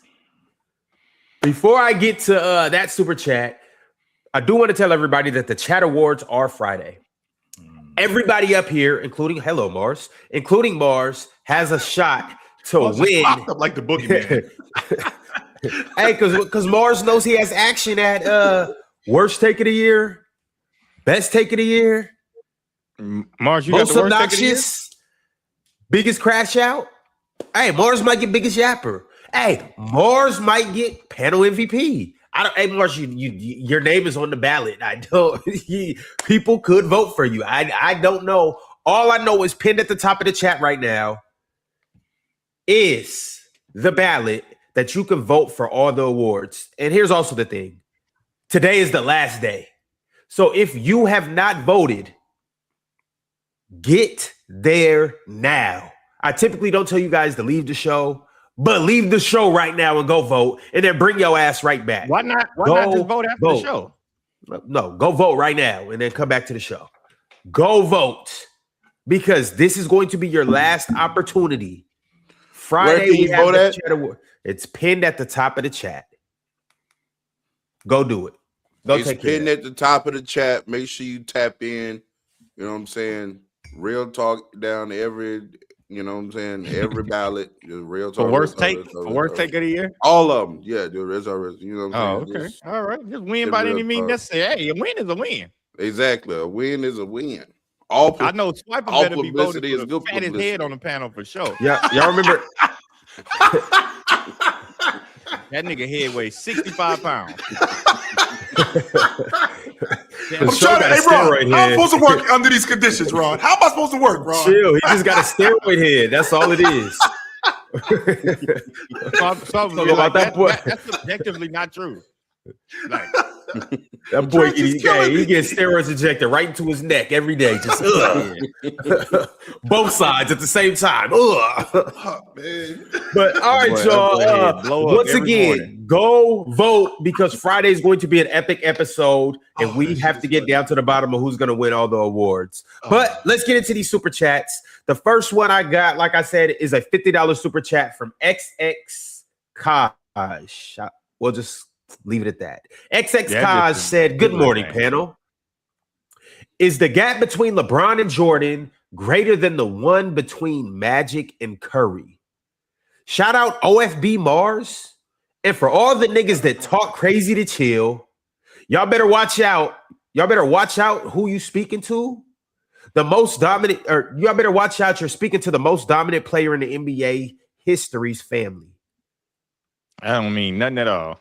But anyway, how do you shout out Mars and then be like, but you know, y'all better respect OG when he the most disrespectful nigga up here to OG? That's crazy. That's number one.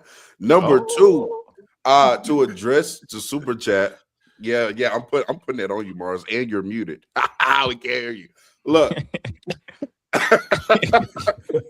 I think the gap between LeBron and Jordan is significantly smaller than the gap between Magic Johnson and Oh, Steph was Curry. short. Yeah, was the Yeah. This is. I am so glad I am seeing that the movement continues. I sent y'all a TikTok that went viral. The TikTok went viral. 200-something likes, 200K likes or something. Talking about it was a youngin reviewing Magic Johnson game. He said, "Bro, this nigga is fucking Draymond. If you don't get somebody tag me in that shit, I blocked them. The person who tagged me. That was happening. It's happening on Twitter right now too. As you should have, Twitter right now. Okay, The movement continues. The truth is being revealed. LeBron, MJ, we right here with it. Curry, Magic, nigga. This isn't even a conversation. And I don't want to get you upset, OG. I get it. That's your guy. We don't even have to have this back and forth. I'm just saying, y'all know where I stay. Every time this topic gets brought up, I'm going to let niggas know the truth. Curry, to be fair, real talk. Magic. To be fair, real talk, Curry, I think the gap is a lot closer than you think it is. But I understand basketball can be impacted in many different ways. It's not just one way that you can just impact basketball. So I kind of disagree with you on the gap being that big. I'm a huge Magic Johnson fan, though. Like, hey, boy, Magic one of the ones for me. Just his impact on winning, he one of the ones for me. We actually had real talk on. I ain't mad at somebody when playback was going on. We had real talk on playback, and we had to show real talk because I think we were watching. Oh, not these mid-range jumpers. Yes, that's exactly what it. Not just the mid-range, not just the mid-range jumpers, but the long ball also. And I'm not saying that he's in that category with any of those guys. I'm not saying that at all. What I am saying to you, however, is we actually had to wake real talk up, and we had to show real talk that Magic could actually shoot the basketball. Like he wasn't just this back down ball handler who was just getting in the lane and laying the ball up. No, Magic could actually. Magic he's could actually stop way better shooter than what people think he is. He was. They think Magic was we like had to show Draymond this to Green real for talk because real talk, who by the way was not trying to hear this before this started, but we started watching it, and it the noise kind of quieted down. Like real talk was like, wait a minute, okay, all right. Well, No. I quieted down because I just wasn't gonna. He couldn't say his true thoughts. He couldn't be bothered. Yeah. I mean, because you really thought that those two said 18-footers were supposed to move me, and I was like, I guess OG. Real talk. Magic Johnson wasn't that bad of a shooter, bro. He wasn't that bad of a shooter, bro. No, he's a good shooter. Yeah, he can shoot better than Magic what people Johnson, think as the years progressed, was a legit good shooter. He was. Basically for his time. You need to find something better to do this man. summer. The games are. All you want to do is hate on Magic Johnson and Michael Jordan. I'm addressing the super chat. Oh The super chat brought up Magic Johnson. I didn't. And you shut it up. Games are on. The games are you talking about hating on somebody, you shut it up. Because what we had to deal with yesterday with your fucking ass, you. I'm talking to you. This one over here. Says the Tony Allen. I actually have LeBron winning his 5th ring this year. You don't. So maybe I like him more than LeBron. you. No, you don't. You do not. You lying. No, you don't. Give me legit. Okay, Ron, right there. I don't, stay right there. Ron, give me legit logic why the Philadelphia 76ers are winning the NBA championship. Go. Because the most dominant player in NBA history said Joel Embiid is about to have a breakout season and he's going to be the best big in the league. That means he's going to be better than that guy in Miami, and that's going to be better than that guy in Denver. Joel Embiid is healthy. He hasn't had surgery. He about to cook. 3rd scoring title on the way, 2nd MVP on the way. He got LeBron James, who's going to lead the league in score or assist, who's going to be distributing to him. Jaylen Brown going to do Jaylen Brown things. Hey, man, it's up.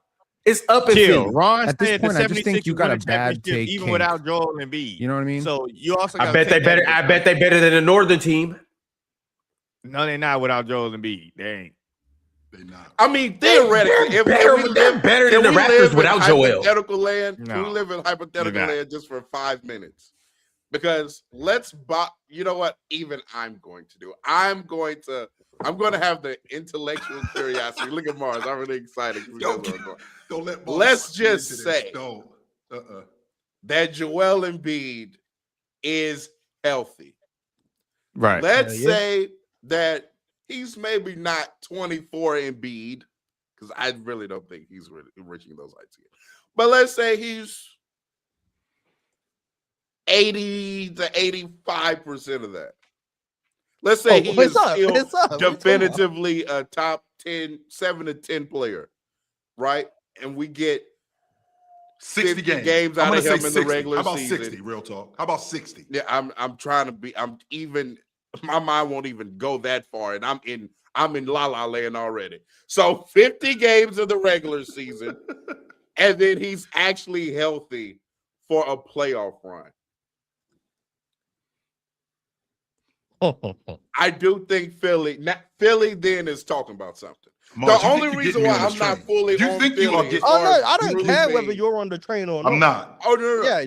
Yeah, I'm not asking It's, you. To be it's on the whatever, train. but I'm just Philly saying is it's the it. most So, reasonable. train gonna go regardless. Facts, Off the and tracks, it's gonna crash. You stay over there with Donovan Mitchell, all right? Donovan We Mitchell. doing real things over here. Choosing Real not things. to believe in Philly, but then happily buying a ticket to the Cleveland Real talk, Cavaliers. you got a better chance of getting a positive response to an advance on Paige Beckers than having that weird ass reality come true.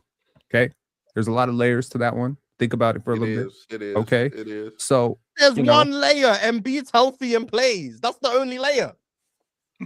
No, he was talking about the joke he just referenced. It was multi-layered. Oh yeah, I'm a simple man. Number one, she's a frail white woman, so I'm in danger as soon as I speak to her. That's number one. Yeah. Number two, she's also, swinging on the other side of the fence anyway. So it's like that's not going to work. And then number three, she's like taller than me, so that's not going to work out in my favor either. So there was a multi-layered joke. you went 3 Triple layers entendre. deeper than I was going. I mean, number one, I was referencing the fact that she was a WNBA. Wait, what'd you player. say? Number You two, went I was what? referencing the fact that she goes the other way. But what I'm saying is, I was like 2 of the 3. okay, so And I was still thinking about Joel Embiid. I'm just saying that shit ain't gonna happen. That shit ain't happening. Not what I said, not what you said. I bet he has a better season. Then I bet he's better this year than. Say it, Scotty Barnes. I bet you by the end of this year. Go ahead. Look, it's gonna be clear as day. By the end of this year, Joel Embiid, let it out. Scotty Buns. Okay, let it out. It is going. I guarantee you, nobody's gonna have Scotty Buns I don't ranked think over you believe- Joel Embiid. I don't think you believe the bullshit that comes out of your mouth. I really don't. I really don't. At this point, I think you have a bad take kink, right? I think you get off on like just saying crazy shit and pissing people off. And I don't think think you it's that also crazy get off to think that on the Joel idea Embiid of is They're saying better. I'm rage- Hold You're saying I'm rage there baiting. are no. There's 3 types of players in the world, Ron. There's 3 types of people in the world. Number 1, people who learn from their own mistakes. You're not one of them. Number 2, people who learn from other people's mistakes. You also not one of them. There's 3, which is people who don't learn from jack shit, which is you.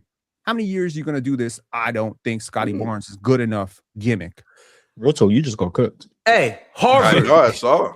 Harvard. This don't got nothing to do with Scotty Barnes. We are talking about an MVP. We are talking about somebody who's won multiple scoring titles. We are talking about somebody who has peaked amongst the all-time greats. That's how good he is. Hey, and you know what's funny? Are We're you not just donating talking your about- knee to hey, him? Hey, Am I Harvard. donating my knee to Hey, him? Harvard, What your are you Harvard professor's for? talking. Hey, your professor's talking. Zip it. We're not just talking about want a one person refund. that's peaked that I want high. a We're talking refund. about 2 people, right, Chill? Who's your favorite player of all time? Who's the GOAT? He's over there. Another Finals MVP is over there. He's also A guy- ancient. So But what if? Let's add Bro, on. this ain't 2K. You don't get. What if you don't just LeBron get to has ignore a everything that's good reality. jump shooting season this year as well? Maybe. What if he goes back to hitting like What does this have to 38% do with of his them? threes? Okay. Joel Then Embiid just Embiid, gets a couple more assists. Joel Embiid is not going to be better than Giannis this year. He's not going to be Why better than not? Jokic this year. He's not Why going to be not? better than. He's not going to be better than Wemby this year. Why He's not? not going to be. Why not? Didn't he put Because his 70 on knees Wemby are at one cooked. point? Because he is laterally and mobility is completely compromised. He is a jump shooter at this point. Joel Embiid. Penn, didn't can have we knee can issues last year. Penn, and But it's I'm fine. sure that you remember what the New York Knicks did to Joel Embiid and how they consistently kept him in action, how they consistently hunted him and went after him throughout the I course of that apologize. season. Carlington I counts right apologize now. that I had an organ removed 6 weeks earlier. My bad. That sounds like a you problem. That's Obviously, it's his problem. His organ got yes, removed. 100%. That's a you problem. Because if he would have got busy, I wouldn't be hearing none of this. And by the way, speaking of, since we're on the subject of getting busy, Still got an organ removed when he fried Boston. so fact that he since was we're on the frying subject, Boston since we're with on the an subject organ of this getting busy, Says a lot. and you dudes, especially you, Mars, like you said, talking about Donovan Mitchell. I don't know if you know this, Mars, but in the last my God. 3 seasons, in the last 3 years, the Philadelphia 76ers have beat the Cleveland Cavaliers twice. That's it. I just want to put that on your mind, Mars. Chill. Is Fantastic. Good for them. if I told you that Evan Mobley is going to be better than Joel Embiid next year, you're just like sky is blue, right? Like that's what's supposed to happen. Am I right? No. What? Evan Mobley? Oh my God! I Give me don't know Evan why. Mobley. Give me Bam Adebayo. Give me. He thought he could God. get the Evan Mobley stand to co-sign that. Come on, son. No. Evan Mobley Please. gonna be better than Joel Embiid. And I'm an Evan So- Mobley guy, as you know, but So no. you think Evan Joel Mobley Embiid know this better. team, right now this Philadelphia is better 76ers than team this Philadelphia 76ers team, their success is contingent on the health of Joel Embiid. Period. No matter what So let's Jalen Brown. assume, not. let's give them the It's hypothetical 1,000 that Joel Embiid is healthy. If we can assume health for their roster, If I could get 60 games out of Joel Are Embiid, they and coming he's out healthy, the they could forget coming out the East. They could win the NBA championship. Because I think he's that good. I think okay, he's so if that Joel good. Embiid is healthy, where does he regularly? Is he top 10, Chill? No, keep going. Keep Okay, going. I asked you Facts. Mars. No, if he said Joel keep going, Embiid- go up. He's saying go up. No, I he think said he's go that up. good. Go up. Is he a Yeah. top 7 player in the league? Keep going. Keep going. Is he a top 5 player in the league? Yes. Keep going, my man. Hell Okay. Keep going. So so Joel Embiid, top Keep 5 player. going. Ron, Jalen Brown, healthy, top 10 player in the league. Oh, he asking the right people. Come on. Y'all know what it is. Okay. Y'all know what it is. And hey, I'm gonna ask you about this one too. He And played Jordan, 57 games. Tyrese Maxey, healthy, what? Top 15 player in the league? Yeah. I can get with Sound that. like a goddamn super team to me. Hey, don't they got VJ Edgecombe, one of the They best do. rookies? Yeah, Yes, it's they do. second year league. If Coop won't average You know 29, what? At this VJ gonna point, just average give like him 23. top 25. Just give him top 25. Y'all lying anyways. Just give it I top mean, shit, 25. LeBron, playoff LeBron, top 10. Top 10. There you go. Healthy bro. Absolutely. Okay, how many players do you want over LeBron in the playoff setting? You know what? Can't name 10 of them, can you? You know what? I can quite easily. But let me put it this way. I do like that you're doing this, real talk. I do like that you're doing this because next He's year, setting them up for failure. That's what he does. next year, We next know what year- real talk is doing. Don't next worry. We know what he's year, doing. next year, I see you, real talk. So next year, when this team fizzles out in the first round and they get their ass whooped by Indiana, Atlanta, Toronto, Boston, or literally any team that's lucky enough to face this geriatric experiment right now, this no-knees Embiid, 42-year-old LeBron James, 43-year-old LeBron James, 45-year-old LeBron. I don't know how old he He's is actually right not now. 42 yet. He'll be 42 in December. So Okay, soon enough. Okay, so 42-year LeBron James, Nick Nurse can't manage a single, ego, no defense. Tyrese Maxey upset. I Jalen would Brown think you would be more trying to you'd be big more brain himself out of respectful this. of Nick Nurse, considering there was a parade up in Toronto and he was the reason. Chill. he I had a lot to do with that. led an online movement to have that man removed. It's the best thing I've ever done with my life. Okay, it's the second best thing I've ever done with my life. No So way. it's definitely no. I definitely did it. Any Raptor fan would tell you. Any How do Raptor y'all fan would tell you. think they are? I am interested in seeing that team when they're all healthy and playing on the court together. Who is I don't love the fit. who's real talk. taking I the don't. third role? 'Cause I don't if like that Joel fit in Embiid, Philly. Tyrese I don't Maxey, like that at all. To be honest with you, I don't James, really like it at don't. all. It's- What does Maxey. third role mean? What does third role mean? I'm saying like because there's going to be somebody who has to. I think the top 2 players can basically get the same amount of shots and whatnot that they want to get, right?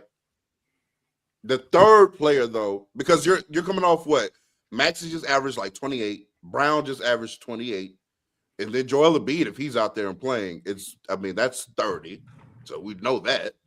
So it's like So who's 88 going to be points. the player Yo, that's real- like, you know what? I'm scaling down when we're all out here. All Real Not to talk. mention LeBron is also up. Real talk. Can I also give you just some context behind this whole thing? Because I've thought this thoroughly through because I actually believe in this team. No, you haven't. You And, have and not. so No, you I'm haven't. no chill. I just want to throw this out Chill. there. Intellectual just- curiosity. The first time for everything. Okay, go ahead. Thoroughly thought Hey, this through. Go Thank on. you, Pin. Thank you, Chill. Tyrese Maxey, just in his short career, he's played with Jimmy Butler, Paul George, James Harden, Joel Embiid, Mhm. all on the court simultaneously. Like not Buckets all was at the on same the time, court. but he's played with them with multiple of them. So he's played with stars, Buckets all was stars, also when he was a all worse dominant player. players. What? Buckets wasn't on the crew. So That's when he was you the thought worst this player. through, no. but he Hold never on. played with Jimmy Can Butler. I finish You're lying. my Hey, take? what you doing? Who you hollering at? Damn, I gotta do this every day. Can That's I number one. finish? That. My That's take. number one, real talk. So you lied and then you want That's to. right there. That's number one, real What- talk. what did I lie about? You didn't play with Jimmy The Jimmy Butler. Butler part of the Oh, equation. my bad. Okay, You Paul thought George, this my bad. Paul George, James Harden. He's played with them, and Embiid. He's played Okay. with them. All right, Yeah. so he's played with multiple high level players, all-star level players, guys that were Together? Did top you play with options. them together? No. You played with them together, right? He's played with Okay. them. Okay, okay. Jaylen Brown played on a loaded Celtics team with the guy that was better than him, according to all of you guys. But not a Drew great Holiday, Porzingis, Al Horford, Peyton Pritchard. He played around. He played with some pretty good guys. Oh, he played with Kyrie Irving too. Oh, he played with who else was over there? He's played with a ton of guys. He's played with a ton of guys. Gordon With Hayward. yeah, that was one game, but he's played with guys. Joel Embiid. I brought up Jimmy Butler, Tyrese Maxey, James Harden, Ben Simmons. We can go down the list of guys that have came through Philly that Joel Embiid has had to coexist with, and he's done perfectly fine with it. Jaylen Brown, throughout his career, he's done perfectly fine with it. Tyrese Maxey, he's done perfectly fine with it. LeBron James, do I need to list the guys that he's played with? And he's done perfectly fine with everybody except for Russell Westbrook. Shame on LeBron for that. But he's done perfectly fine with everybody. What I'm trying to say is I don't think it's going to be an ego issue. I don't think it's going to be a 1, 2, 3, 4, fifth option issue. VJ Edstrom's going to get in where he fits in. I think these guys are just going to play basketball and hoop. I really don't think it's going to be all of that. If you got a shot, take it, make it. If you could get downhill, get downhill. If somebody cuts you off, make a good pass. I really think it's going to be a nice, free-flowing offense, and I think these guys are just going to get to it. I don't think Joel's going to be out there trying to get 30 a night and tripping off of it like that. I don't think LeBron's going to be selfish and hogging the ball. I really don't even think Jaylen Brown's going to be tripping. We're not going to overcomplicate this thing, Ron. Is that what you're saying? No, I think we're just going to play basketball. That's But when it's going to be as simple as I've that. never seen what? when I watch Philly and Joel Embiid is on the court, it's definitely centered around Joel Embiid, even regardless. Things I've ever heard. At no point in your rambling, incoherent response were you even close to anything that could be considered a rational thought. Everyone in this room is now dumber for having listened to it. I award you no points, and may God have mercy on your soul. We need PolitiFact for Ron. Just lying. What did I lie about? Everything. What did I? So Okay, I hold on. listed off. You asked the question. I just want to know. I want to ask you a direct question about what I said. Mm-hmm. Have all these guys played with multiple all-star level players and coexisted and been successful? Previous versions of them have. Current versions of them are hypothetical. You're talking about LeBron when he was, 32, 31. He just played with 28, Austin Reeves in Luka Doncic last year. and they had such a phenomenal amount of success. It was amazing. It was incredible. I can't believe how successful it was. Right?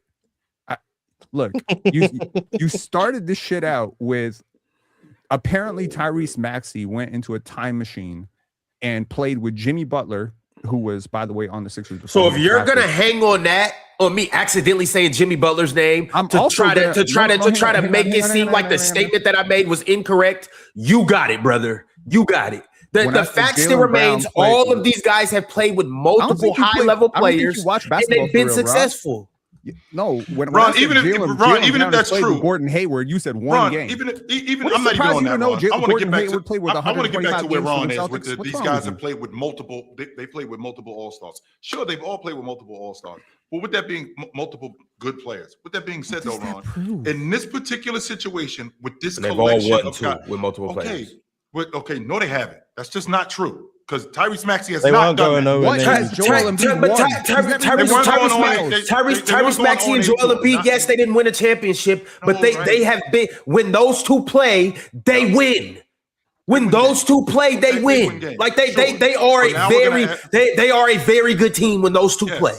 absolutely. No matter So who now else is over there, whether it's Paul George, Tobias Harris, Yep. Jimmy This Butler, is not and Joel whoever. Embiid. This is a mirage. Okay, this is a mirage. If you've watched him for the last 2 years at all, this ain't Joel Embiid. This ain't MVP Joel Embiid. This ain't, oh my God, that's 7 foot, guard Joel Embiid. This is the best offensive player I've ever seen. Joel Embiid. This ain't, he might be as good as Shaq Joel Embiid. This is not, he's better than Jokic Joel Embiid. Just because Shaq said something doesn't mean we need to lose our minds for 2 hours and act like the last 2 years have not happened. He's not better than Wemby. He's not better than Jokic. He's not better than Bam. He's not better than Giannis. What are we doing here? I feel like I'm taking crazy pills. He is going to be a very valuable role player. He's going to be a very valuable role player, and he can give you 30 every now and again. But you bank it on Joel Embiid. Research his medical history, bro. Are you trying to make this guy break down? We are trying to preserve. And to be clear, him. Penn, to be clear, Penn, everything, and I'm on record saying this, everything that the 76ers is going to do in terms of success this year is going to be contingent on the health of Joel Embiid. No question about that. But to discount him in terms of his ability. So he's their best player? He's their best player. He's absolutely not their best player. He is at best their third best player. Who is their best player? I can tell you right now who it ain't. It's not James. So let's stop that right now. Please don't say that. It's not James. Joel Embiid on opening night when they come out and he's their starting 5-man. He is their best player. Period. He is their most talented current offensive player, but he is not their best overall player. Who is their best overall player? Because it ain't Tyrese Maxey. Tyrese Maxey is their most consistent player. He's their most durable player. Tyrese Maxey is not their best player. That's Joel Embiid. Who is their best player? It's not Jaylen Brown. Jaylen Brown is one of their best scorers. Joel Embiid is their best bucket getter. They don't have a bucket getter on their crew better than Joel Embiid. Who is their best rebounder? I can tell you who it ain't because they don't have a 5-man backup. They don't have a 4-man. With that all being said, depressing that it is Joel Embiid, but it's Joel Embiid. So with all of these things being said, Joel Embiid is the best player on this Philadelphia 76ers team in October of 2026 on opening night. Joel Embiid, if Penn is right and Joel Embiid's their third best player, they're the best team to ever exist. Okay. Chill. You've told me a lot about how you value rim protection from a big man, right? I do. Would it surprise you if I told you that over the last 2 years, Joel Embiid has averaged less than 1.2 blocks per game? No, you've told me a lot about how you like 20 and 10 guys, right? Would it surprise you over the last 2 seasons if Joel Embiid has averaged less than 8 rebounds per game? You know, it's interesting that you mentioned. You've told me a lot about efficiency, Chill. Would it surprise you that a big man, a 7-footer, has shot less than 48% from the field for the last 2 years? What are we doing? What we're doing if Joel Embiid only existed from 2024 to 2025 to 2026, if the last 2 years of Joel Embiid is all you ever saw, you would assume that he was the 4th best player on this team. You would never, in your wildest imagination, say he could be better than a guy who finished top 5, top 6 in MVP voting last year in Jaylen Brown. You can't. And availability is the best ability. So saying that a guy is the best player, knowing that if you play more than 32 minutes a game, he's going to break down, is pretty insane. Like, he's a really good scorer, I guess. Okay, so Penn, where we are, and this is why Mars has a brain aneurysm when Penn brings this kind of stuff up, because he'll say stuff like, "Yo, he's averaged less than 7 rebounds." Like he averaged less than 8 rebounds. You'll leave out the fact that they played against San Antonio. He only played 14 minutes, and he had 3 rebounds. Who You'll leave cares? out He the played 31 minutes a game and he averaged less than 8 but he rebounds. played It's it. not a But he great played against rebounding the rate. Golden State Warriors in 2025. He played against the Golden State Warriors. He played 31 minutes. He gave you 14 boards. He played against Brooklyn. You bring and he played single 30 minutes, games up? and he played 12 games. And he gave 12 rebounds. But the fact that he's playing does that have to 10 do minutes, with he's anything? playing Scotty Barnes 12 had minutes. 25 rebounds last year. Does that mean he's a 25 The reason why it's important to mention this stuff is because when he plays, which is contingent on his health, he is ridiculously productive as a glass cleaner, as a rim protector, as a bucket getter, as a pick and dive guy, as a transition player, as a jump shooter. He's ridiculously competitive at these things. And when I say transition player, Mars, I don't mean fill in the lane. No, I'm not talking about that at all. I'm talking about when we get in transition, he's the guy in the secondary break. Like I got you. The trailer, that dude right there. Mhm. Yeah, he's the trail guy. That guy is who I'm talking about. I think when you throwing me off the track, Pen, is when you say stuff like, "Yo, he's not shooting it as efficient as he." Well, I'm only playing 17 minutes because I didn't play much that night. I only took 4 shots. I only took 5 shots. But when I play, this is what you're getting. And that's, again, going to be contingent on Joel Embiid's health, which is why I think this Philadelphia 76ers team, even though they've added James, even though they've added Jaylen Brown, they are going as far as Joel Embiid takes them, period. Also, the hypothetical was knowing that the health was baked in. So, I mean, that's the thing. We saw Joel Embiid on the court in the playoffs with 2 of these 3 components, and he was better than both of them. We saw him with Maxey, and Jaylen Brown was also on the court, and Embiid was the best player of all 3 in the playoffs. Like 3 months ago, we saw that. Unless Penn has already forgotten. You don't watch That ball. long ago.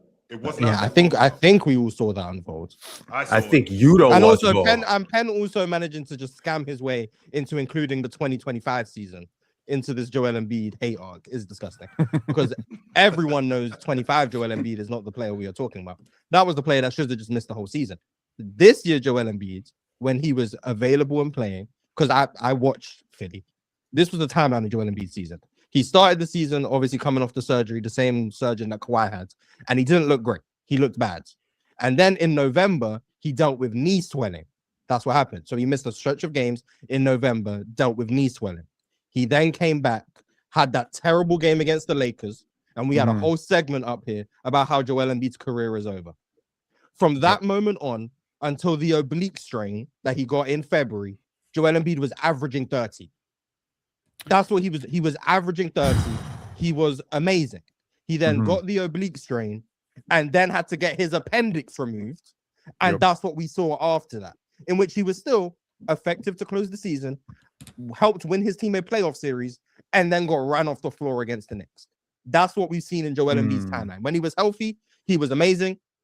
He came back from getting an organ removed and from an oblique strain, still looked overall good, but got played off the floor against the NBA champions. Was he a good defender at any Embiid. point during the playoffs this year? Was he even reasonable? I wouldn't say reasonable. I think he was reasonable against Boston. I wouldn't say he was good. And against the Knicks, he was abominable. That's how I would define. Okay, Joel perfect. Embiid's So we already but once understand again, that one side of the that's floor also based. That's is also based short. on mobility. That was Yes, I know absolutely that. short, based on the fact that he was. And Coming back from an would you oblique say strain over the and last got an 4 organ years removed? that he's gotten worse defensively pretty much every single year?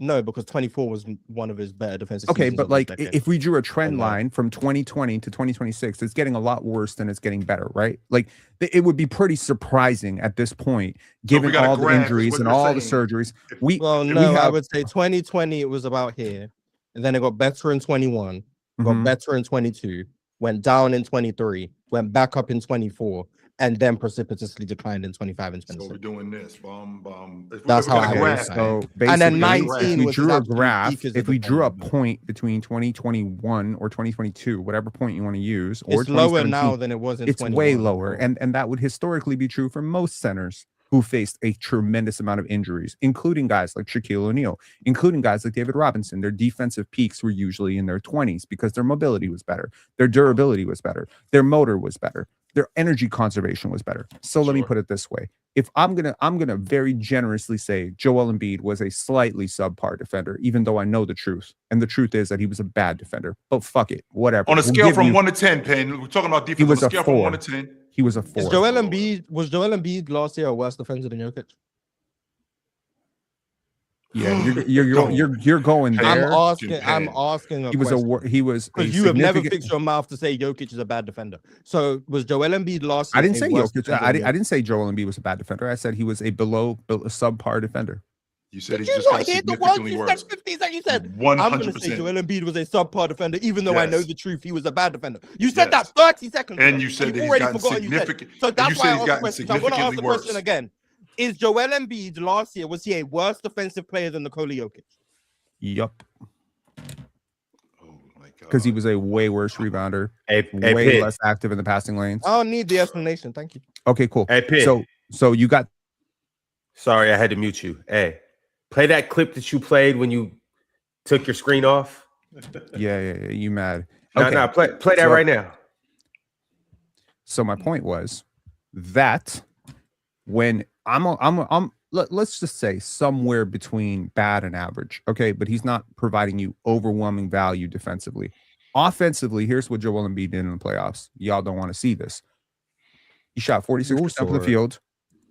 He shot 17% from three. Shot a high volume of threes, but shout outs to him shooting 4 at 17.9%. And he also grabbed 7.3 rebounds per game in almost 34 minutes. So that means at this point, his mobility is so compromised that it's actually getting to his defense and his boxing out. And I think that his ability Do to you think last year was healthy Joel Embiid? I think it's about For as the healthy sake of as his you're gonna agenda, get. Like, okay, even if I think he's gonna get somewhat better than this, I'm sorry, like the same logic that y'all use for other injury-prone players can't just be thrown away. You can't just act like, okay, well, Kawhi's made of glass, and this guy's made of glass, and this guy, Anthony Davis, he's made of glass, but Joel Embiid, yeah, he's fine. He's only played 56 games over the last 2 years, and he's been an ass version of nobody himself. thinks that. Y'all think he's a better player than Jaylen Brown and Tyrese Maxey? Yes, somebody thinks he's pretty damn good. He wasn't better than any. No, I'm saying all of us think that Joel Embiid is made of glass as well. Like he's in the group. The hypothetical was creating the scenario that he's healthy. So I'm asking you, do you think that last year's Joel Embiid is a healthy version of Joel Embiid? Because the hypothetical is contingent upon him being healthy. I think it is close to about as healthy a player as you're going to get over the next couple of years with him. Last season? Yeah. Did he look compromised? Yes. Is it ambitious to think that compromised is a temporary state of being and that he's going to magically get better this season because now he has LeBron and Jaylen Brown and he's certainly motivated to win a championship? I don't know. I'm sorry, but like, this is a guy who has not made it out of the playoffs in the conference finals. This is a guy who hasn't been in the conference finals in the lesser conference, and you just telling me the conference got way better. Yeah. So in a depleted East for the last 10 years, he's never made this is also probably the rounds. best or second best team he's ever had. His team has gotten better too, Ben. Don't leave that part out. That's very important. This is not okay. First of all, the best team he's ever had is in 2019. Do not do this. That's why I said it's either the best or Yes. second best. Okay. So this or the 2019 team. Those are the two best teams. And you know what? I'm going to disagree with you there, Mars, as well, because you're the second best version of the Sixers that you're factoring in is factoring in a version of Joel Embiid that simply does not exist. Which one is that?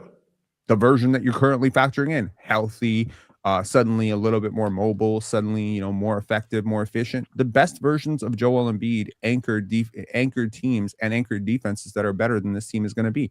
You're factoring in a lot, and you know what? Hypothetically, offensively, this team is very dangerous. Potentially, they have a chance to be really good right from offensively. That's what but this defensively, is about. they're going to be ass. My They're going issue to be is terrible. My issue is with all the other teams he was on sucked defensively. It was just he was on the court a lot, so they didn't look bad.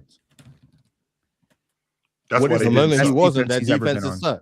sucked. Okay, I understand that, but he is no longer able to provide that floor raising value. Joel Embiid was able that doesn't mean his team is good, and that's the point we're making. You can't tell me, oh, this is KG had KG. Are you removing him from his like you're team? telling me that he was on better teams because he made the defenses good? That doesn't mean you're that a part of the team. Yeah, I'm not doing KG had KG as a teammate to upgrade the Minnesota Timberwolves. No, the team around Joel Embiid was not good just because he was able to make them look good.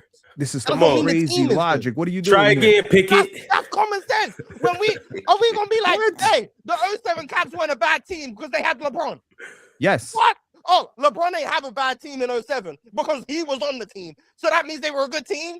So What? so when you are Come on, saying that the Pickett. 2013 Miami Heat are a better supporting cast for LeBron than 2007 Cavs, you're removing LeBron from both contexts?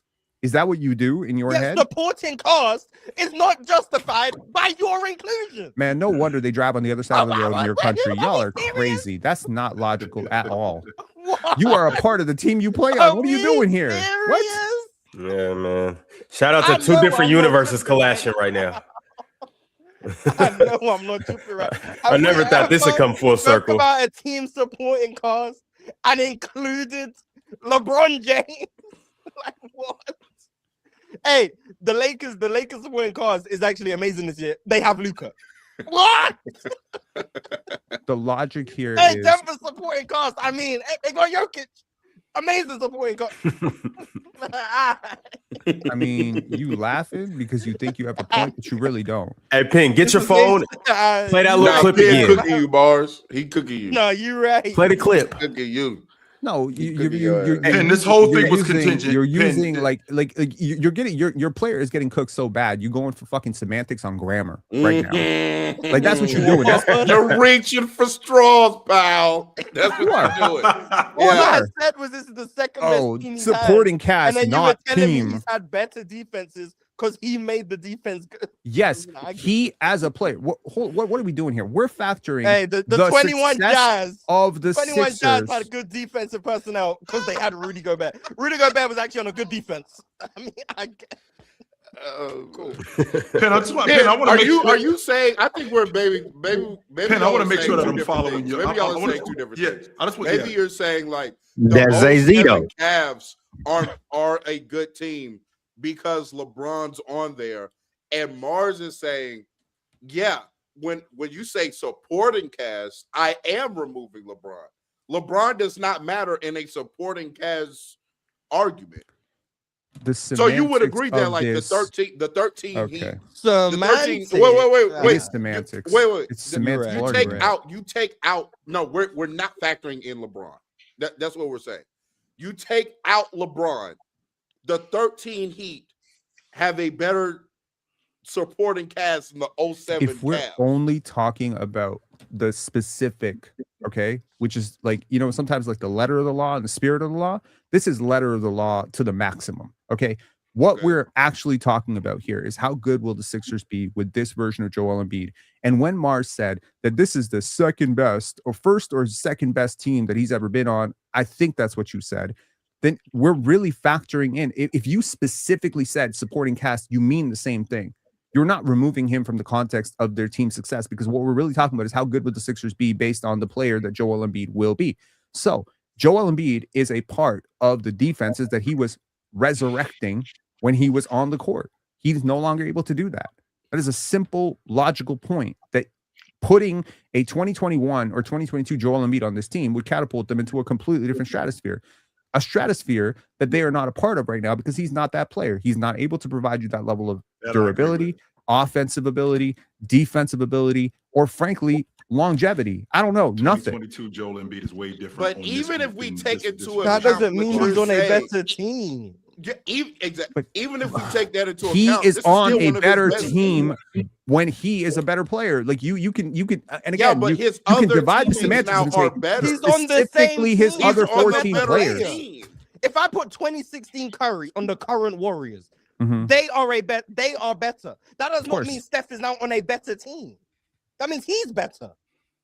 Yes, This he's is on a sky better blue, team. grass green. Like, are we serious? Yes, Mars, just say goddamn. He does make them better though, Mars. I mean, like from a talent standpoint. Yes, but that doesn't mean. But that doesn't mean he's on a better team. Is he part of Because the team we or as- not? We are. I did. No, when we say this is the I best just team wanna make Joel sure that I'm Embiid's been following on, Mars. Keep that going, means the team exists. Yeah. Sure. Put Joel Embiid on it. Yeah. This is the best team he has had. Sure. That's Oh what my that means. God. It means independent of Joel Embiid, Okay. This is the best team he has had. But That's but what that means. Right, even and the- I get that part, Mars, What? but no, and I do get that part. But can we not? Can we also agree? Because two things can be true. Can we also agree that you being on you? Here's why. You being That on. can be wrong like a motherfucker too, though, Chill. Yeah, two things could definitely be wrong. That's also a fact. So, Mars, to your point, if I'm 2016 Curry and he ain't on this version of the Warriors, he's on, I don't know, that Charlotte team. Even though from a talent standpoint, they're still the same team in terms of talent. But with now Curry, the offense looks different, which means that Then you would say this is the best team Brandon Miller has been on. You won't say this is the best team that Curry's been on. The things that he does, the things that Steph Curry does now enhances what they do. Like you wouldn't be able to get the maximum out of those He guys makes the without team a guy. better. Yeah. Yeah. We understand makes- that. So he that's why makes the group better. There's a really the- good way to understand this. For the Is literal this the sense- best team for the Scotty Barnes has literal ever been on, sense, Mars? he's saying they're a better team because If the Kawhi trade goes through, I think so. Yeah. if Scotty Barnes Off the gets top of my injured, head, if yeah. Scotty Barnes gets injured and tomorrow has a career-ending injury, is it still the best team he's ever been on? Well, he's not on No, the 'cause team. he's He's not not on the the team. injury. But he's So he's I mean, he's not on the team. let's say that Does that thing work? yeah, it works a lot better than yours. So when I'm saying like, let's just say he has a hyper speed Achilles tear. I don't want to put that on my favorite player, but let's just say Yeah. A I used to hyperspeed use a Achilles- different player because now you're putting bad Okay. juju in there. okay, I'm is this just looking out for you. You know what I'm saying? like when people say this is the best this has ever been, they're factoring in the current version of that player. When I said this is the best, I think last week you asked me, is this the best teammate Kawhi's ever had? And I said no, right? Because I was factoring in, frankly, I was factoring in 2011 Manu to some extent, 2020, 2013 maybe Tim Duncan, definitely 2020 Paul George. So, however, this is at least the third best player. And if we go down the list of teams that Kawhi's been on in the last 7-8 years, this is definitely not one of the worst ones, right? However, if something horrible happens to Kawhi and he's forced to miss half the season, as I expect Joel Embiid will, then this is not that version. This is not that great a team. The version that he had with a healthy version of himself with the Clippers a few years ago was better. So I am not divorcing a player from the team that they are a part of and saying that that team is better. You know what I'm saying? Ben, who's a better team, the 2009 Cavs, or who's the better LeBron team, the 2009 Cavs or the 2020 Lakers? The 2020 Lakers. Okay. I mean, you don't, real talk, you really don't even got to. Why? Real talk, Why you don't are the even got to do 2020 that. Just Lakers? take Danny Joel Green. Embiid off both teams. Look, this is what you basically trying to do. And I get the part that you're trying to argue because you're trying to like you being nasty about Joel. But like, if you take Joel off both teams that you think is the best versus this team, Yeah, what that's a different team is argument. better? That's a different argument. And if that's No, the it- argument, no, then 'cause okay, cool. it's Then this team is simplifying better. What we talking about? But even This when you team is better than include Joel anything Embiid, been on. even when you include Joel Embiid, this team Exactly. is better This than is the any best of them team other that Joel teams. Embiid has This been team, on. That's what I'm saying.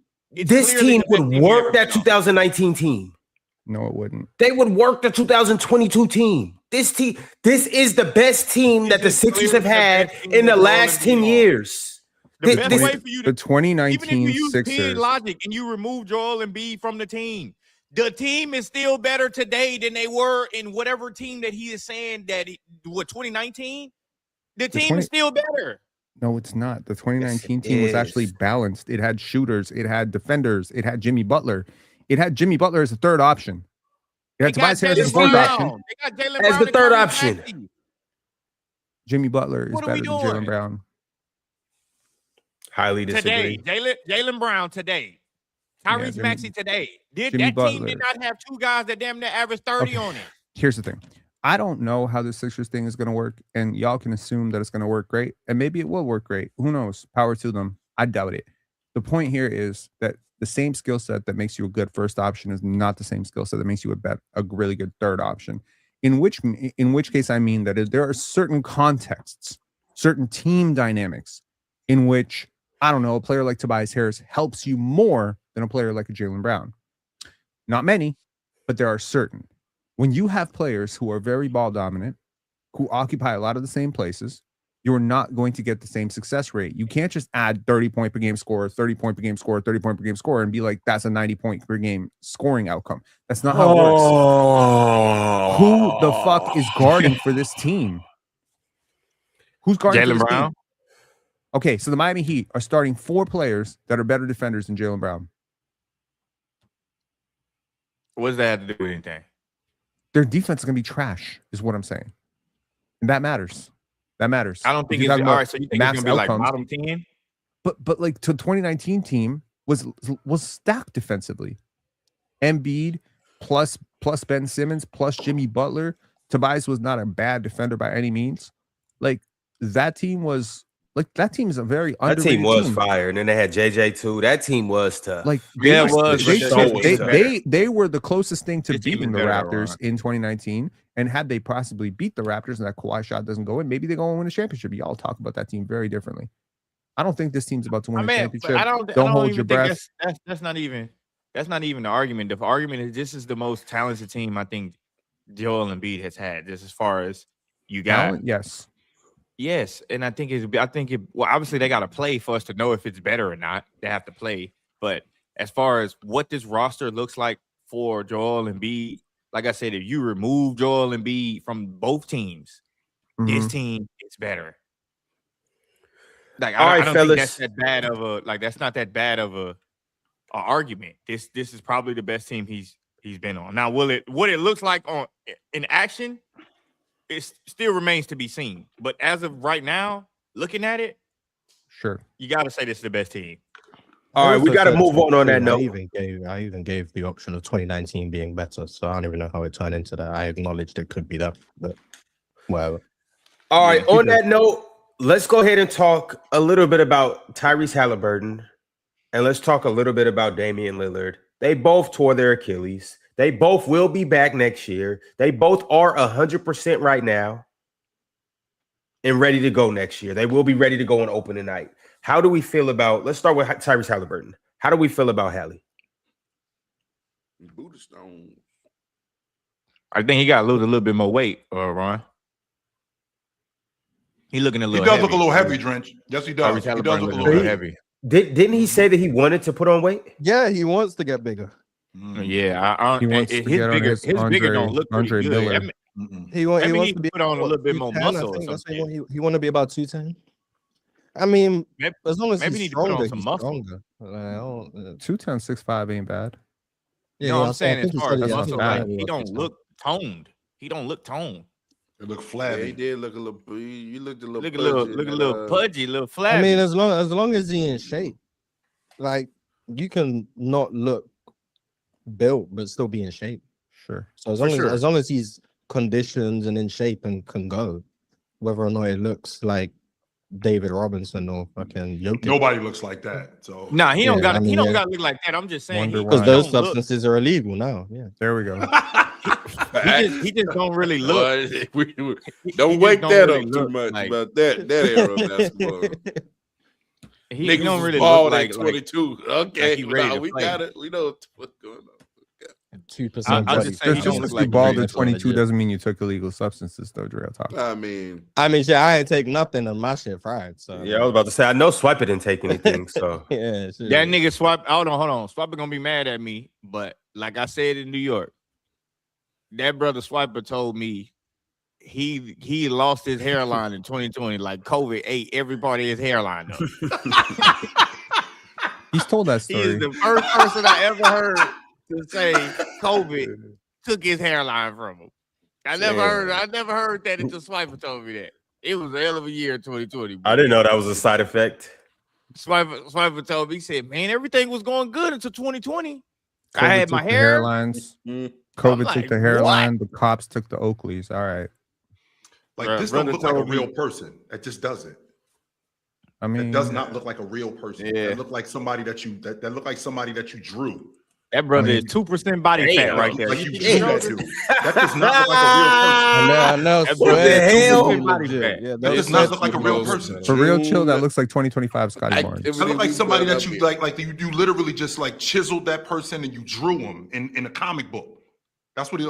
Hey, but chill. Like action figures. Like that dude. But Does chill. not look like a real Next time person. you see Swiper, though, ask him how did COVID take his hairline though. That's the one I just could not figure out. He shocked me with that one. He tried to say it like real slick, like, "Oh man, everything was all good." He said, "Man, I had hair and everything until 2020," and I looked. I'm like, "Wait a minute, we putting these accusations on COVID?" I don't think he said that. No, Like- I'm positive like he said that. Well, when he told the story to us, he didn't blame COVID for the hairline loss. He just said it happened at around the same time. This might be a little. It might be very. It might be very similar to the Noah Senge thing. You know, I'm just saying. For sure. Ain't no What big deal. are you all's expectations for Tyrese Haliburton when he comes back next year? What are you expecting to see? Tyrese I'm Haliburton. expecting him. I'm sorry. That's that. The only real adjustment I expect is to see how he plays with a rim rolling big as opposed to a popping big. That's the only. Everything else I expect to see Tyrese Haliburton and see if he was telling the truth about that post game he was talking about. But everything else, like you said it before, and you said you're not really a big fan of players like that. Like his value is so tendency based. That's like an Achilles injury gonna stop him from throwing a hit ahead pass. Like, oh. Yeah, his game isn't predicated on flight and athleticism and being fast and all of that kind of stuff. He That's get by not- people though sometimes though. Yeah, a he little bit. does. a little Yeah, bit. but he it's gets not- by bigs. Like, Yeah. I'll be honest. If we're at a point, because he's still gonna be mismatch hunting, switch. If he can't get by bigs on an island, it's over for him. Yeah, we got a problem. Yeah, We got a his huge knee was problem. That's a hurt. score. But his Yeah, knee like, was hurt. I'm His knee was hurt obviously last year, not though, hoping right? that's the case. If he can't beat bigs off the dribble, because that's how most of his isolation stuff came anyway. It was beating bigs off the bounce, using his third of a pull-up three, get by you, get to the rim, float, or whatever the case may be. If he can't beat bigs off the bounce, he genuinely just won't be able to score anymore. Not on the ball anyway. Like catch and shoot three is cool. On the ball, he will just be fine. So if he That's ends fair up enough. like That is fair, Moss. then it's cooked. That's But crazy, Ron. I still expect him to be. I have optimism that he'll be able to still get by bigs on the outside, shoot the three at a high clip, and then everything else, like it's all upstairs with him. It's the quick decision making, it's the hit ahead passes, it's the maximizing transition opportunities. All of those things are more tendency based as opposed to like skill, quick twitch, all of that stuff. So I expect him to be Tyrese Haliburton. The fact that I saw what I saw from him, like even though, like you said, Drench, like he might be a little heavy, but the athleticism is still there. Like he can still run down the lane and he can still punch it, which means that he looks like he could still get around a guy. And I think that that's paramount for his game. He 'Cause wasn't even that though his athletic game- though, Till. One more time. I said he wasn't that athletic though. But you said Well, athleticism was still there. no, he hasn't. But the fact that he got stronger, looks like he's jumping higher now. Like I never seen him do that kind of stuff. Nah, Like throwing the ball between his legs and nah. dunking. Between the That legs, was I think every all. NBA player You would can do that. East Bay off. Hey, that East Bay That dunk be was fooling wingspan. niggas. That shit was all wingspan. Yeah, you can wingspan and time Yeah, East yeah. Bay. That So ain't. I feel like So- every Says the NBA 5'10" player guy that who a ain't never reasonable done no height can East do Bay, that, bro. though. I mean, I guess. I've windmilled. Thank you. That shit ain't a East Bay. Why you telling me that? Windmill. Thank you. You windmilled? that's crazy. Damn. Yeah. And I just want to put this out there too. That was him when he first showed up in the league too. By the way, What are we doing? Show and tell? so he always looked. Apparently. Real talk, you about to show the video you windmilling? Yeah, He always look like that once he go on that shit. Yeah, he always looked like that. But anyway, that's neither here. That's neither here nor there. That's when he first showed up too. So he always looked like that. He always was like an action figure type of dude. I expect, to be honest with you, I'm really looking forward. Of all the teams in the East that I'm the most interested in, it's Indiana. Right. And the reason why I'm the most interested in Indiana, is because of what they can get back to. So to add Zubac and to add that defensive presence in the middle of the lane, add that shot blocking, Tyrese Haliburton being able to speed them up and make them play fast like they did with Pascal Siakam. I think they get right back to what they were doing when they were a top 5, top 6 team in the East. I think that they get right back to it. So with that being said, That's gotta be edited. That's edited. I'm looking for, when it comes to Tyrese Haliburton, I'm just looking for if he can hold up physically. The ball handling doesn't. I don't think the ball handling goes away. Ron, do you see me working over here, Ron? Ron. We trying to have real Ron basketball is bad at discourse. his job. Like Terrible. Ron is bad at his job. Terrible at his job. Absolutely terrible. That man What- Swiper got an ant bed head. What I was saying, what I was saying about Tyrese Hope that Haliburton, bitch his 8,000 game isn't ants predicated come on out. athleticism, but he does need it, right? He does need that athleticism. In addition to him having that athleticism, he can get by guys. He's not blowing by guys. He wasn't even blowing by guys before he tore his Achilles. But he could get around a big. He could get around a guy. He could create space off the dribble to knock down an open shot. I am looking for him physically to just be able to hold up, right? If he's physically able to hold up, then I think that I think that Indiana's going to be right back in the middle of it in the East. I don't like them getting Kelly Oubre, but Why? Yeah, Because he's wow. ahead of Kelly Oubre. no, it's because Hey, I'm not gonna let you hate on Kelly Oubre. Indiana's- I ain't gonna let you do I that. don't think I hate on Kelly Oubre. I just You don't think related it's to him because other too? people do. But No. Indiana's Houston. system is based on like okay. guys who can make like quick decisions off the bounce, whatever the case may be. 0.5 basketball, as people like to call it. Kelly Oubre is like the epitome of a ball stopper. Why can't he be Yeah, another but version but, of but Obi you gotta Toppin have for at them? least That's one what on your team, see Lamar. that's how I envision him. He is Obi Toppin. We Oh, now have really? two of them. Like No. He not I Obi don't Toppin. He want been to. Mather. But here's the thing, He though. been Mather. He not Obi Toppin. He been I Mather. didn't like Ben Obi Mather in works on Indiana. Indiana, though. 100% real Yeah, talk. Obi works in Indiana because you have one of Obi. Okay. I don't want two of Obi. I want one No. of He Obi. Benny. I He I I can't Benny don't get want two- the Mather. I second can't get two good transition players, Mars. I can't get two finishes at the We rim. have more than Obi's not the only good transition player on the roster. It's the fact of Obi doesn't really think the game of basketball offensively. He doesn't and that's have to. fine That's by why. me. It's I very agree. simple. I Yeah, he doesn't have agree. to. That's fine by me because of the way Indiana play. That's cool. Adding a second person who also doesn't think the game of basketball becomes a little bit problematic for me. It's I not that agree with Kelly Oubre is not a good player. It's the redundancy that I think you get when you have Obi Toppin and Kelly Oubre. Now, you could just say that you're never going to play them on the court at the same time, which Sure. maybe is Yeah. the case. But then it gets to a point of how much am I actually playing Kelly Oubre? Because for me, Obi Toppin is just better than him. So, I And need what to he get does, his- or he's just better at basketball. for what I Hey, expect what their he roles does. to He's be not in better at Indiana. basketball. Because this For is what what I I'm expect thinking. their Mars. roles to be in Indiana, I think Obi Toppin is better in his role. Than Well, whatever Kelly's team a he's better in. Yeah. defender than Obi. Yeah, and I still Martin, don't think he's that good of a defender, but he is a much better defender than Obi Toppin. But I he's mean, not a very good defender. I mean, you got to put it in this sense though, Mars, especially from a team standpoint. If you have a bunch of guys that play point forward basketball, that advance the ball ahead, and it's quick, you do need one guy that's like a ball stopper on your team. I'm gonna tell you why, because it's gonna come a time where if you can't generate the offense with the way that you normally do it, you need a guy who's gonna say, "Oh, fuck this shit, I'm breaking this shit. Bill over here. You trying to close out on me? I'm going by you." And that's why I think Kelly Oubre fits. I don't think he fits to where he is a 20 a night type of guy, but it's gonna be some nights where you're gonna need him to break the chain of the offense and do his own thing. You gotta have at least one of those guys on every team. There's going to be games where it's valuable, and then there's going to be games where they don't need him to do that, and he's going to do it anyway. But see, that's the thing. Yeah, though, but I mean, Mars. but that's what He but gets you the can't bulk blame of it his on Kelly. You offense. got to blame it on the coach. The He Rick- gets the bulk of his Carlisle's offense in Rick- transition. You beat me to it because that's and where I'm going. spot-ups. Rick Carlisle does. Yeah. I'm sorry, Ben. Yeah, I said like he gets the bulk of his offense on in transition and spot ups. Like he's not like some sort of isolation play that you're remembering, and I don't think he's going to have that role. And of course, like we're When did I call him an assuming. isolation play? Pardon?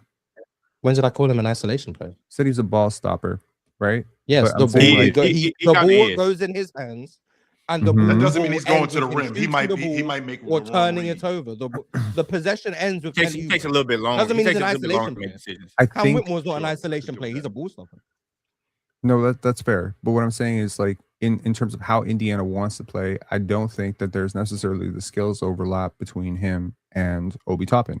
And if there is a bit of a skills overlap, I still think they can play together because Kelly is versatile defensively, although not very good defensively. He is versatile in that God, he can 1, guard. 2, 3, or he- 4. Yeah. right. He gets you a ton of deflections. So he He does. I don't think Kelly. And I think Oubre is a good in general, defender, though. like Why when y'all you keep saying he's not good? watch him play, He is. like when you watch him play, I think there's players that have positive influence on transition basketball. I think he's one of those players that has positive influence on transition basketball.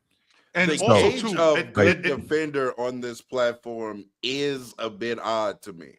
Yeah, why do y'all say he's a You bad also defender? think Kelly Oubre is good? I think he's a good defender. I do. Definitely. I at think least I'm very gonna solid. Average. use the good Average. old Russell Westbrook quote. I think Kelly Oubre. Run You think he around tricked doing us, nothing. Mars? You think he's just running around? Well, I think if you guys think he's good, I think you've been tricked. Yeah, I think he gives a lot of effort, and I think that leads people to But think that he's effort making is a big. On a part scale of- from 1 to Effort 10, is Mars, part of what do I'm you not think? saying it's not. It's why I'm not saying he sucks on defense. I think the effort is valuable. I think the fact that Kelly Oubre will pick up guys full court is valuable. I still don't think he's making a clear positive impact on his team's defenses, in large part because he is egregiously bad in terms of paying attention away from the ball. Egregiously bad. Yes. And that bleeds a lot of value, a ton of value, actually. The deflections add a bit of it back, for sure. The steals, the turnover generation adds a bit of it back. Yeah. And the on-ball stuff, isolation stuff adds a little bit. But then the screen navigation is not good. And away from the ball, he is just, in my opinion, detrimental unless it's a deflection. That leads to overall not major positive impact to me, despite the fact that he is very clearly a high effort, high energy defender. And the possessions in which it all comes together, yeah, I think he's valuable. The fact that he'll draw offensive fouls, there's value in that. The fact that in isolation, he is hard to get by, he's 6'7", solid wingspan, like he can pick up smaller guards, but he can also guard with wings. There's value in that. But overall, and still he'll doesn't lead rebound me. in traffic.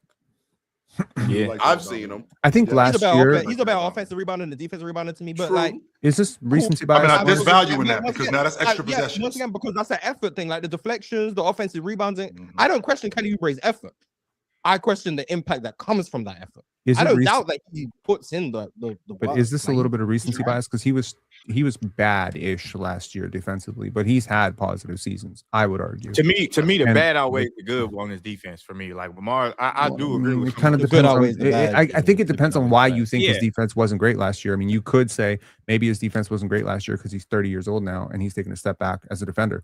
You could also argue the team context around him wasn't as good and he wasn't surrounded by better defenders last year, and the Sixers weren't a great defense, so He maybe just he wasn't makes a a great lot defense. of errors. That's it. However, last No, year they were I'm better going with to him Lamar. on the bench defensively. But over the last 3 years, if you take all his minutes with the Sixers, this is 5,000 minutes on, 5,000 minutes off, pretty much split even.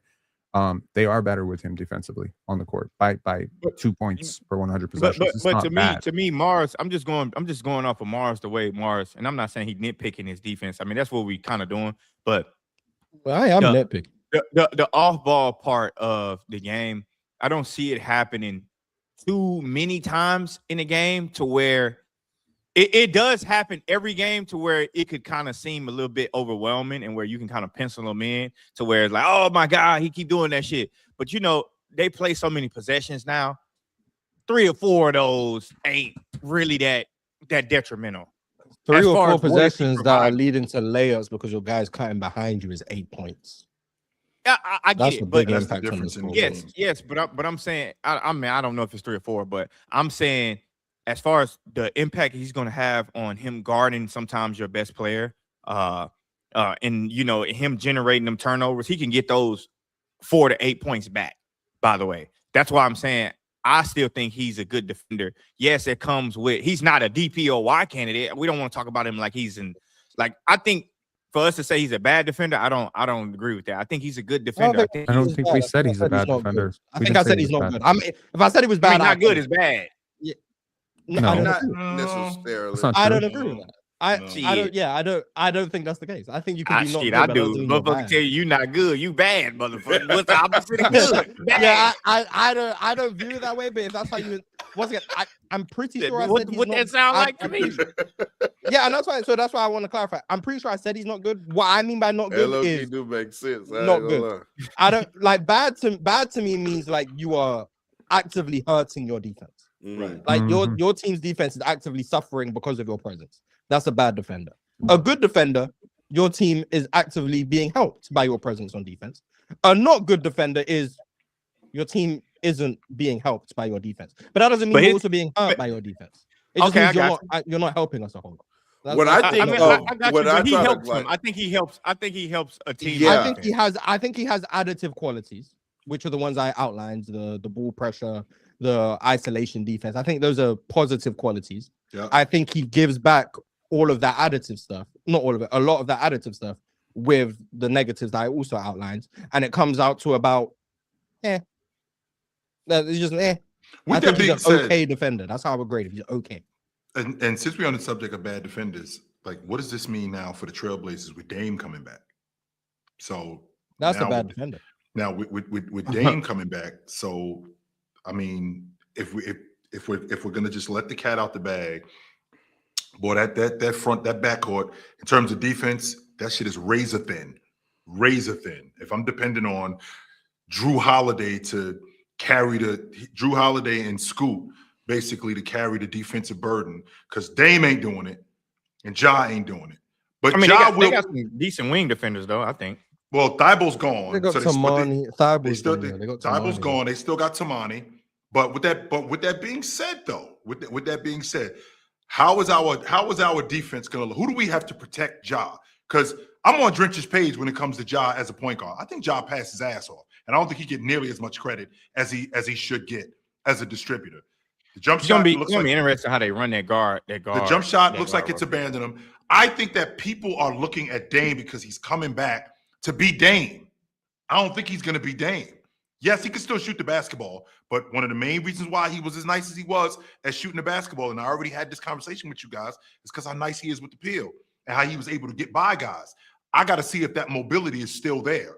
And on top of that, you know what, Chill? I'm gonna have to either victory lap or I'm gonna have to just remember we had this conversation when I was telling y'all when Dame come back that this team could win. I think I said like 50-something games or something like that.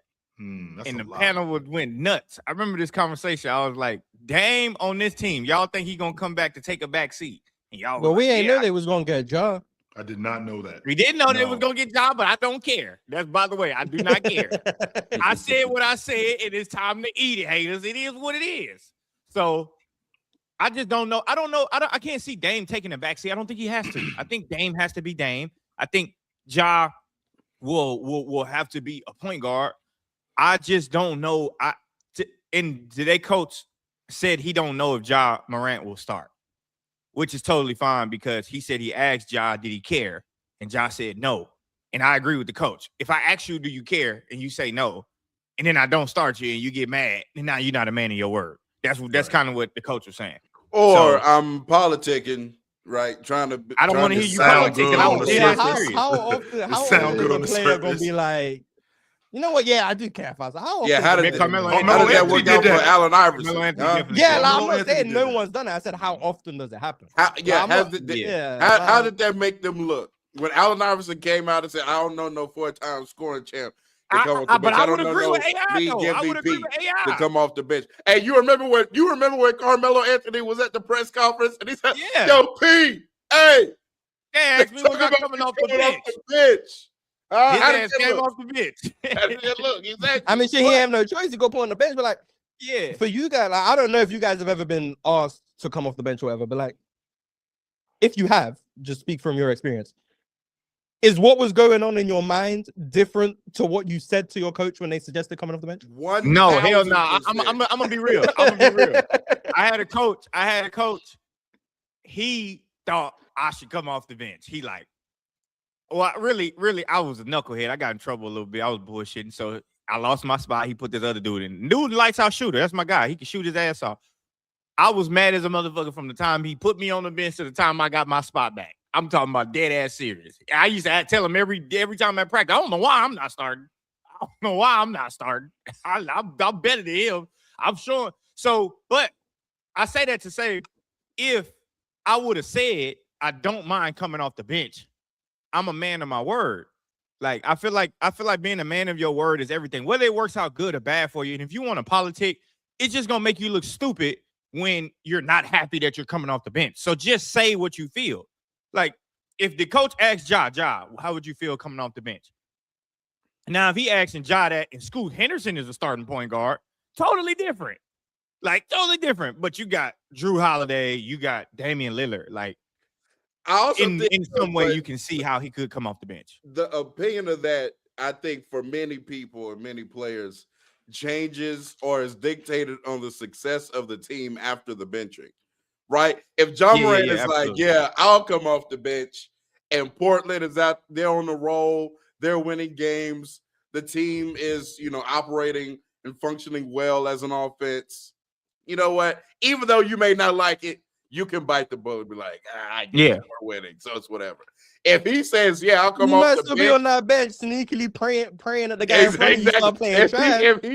If he's on the bench and them niggas out there trash, oh, it's gonna be a problem. It's gonna be an issue.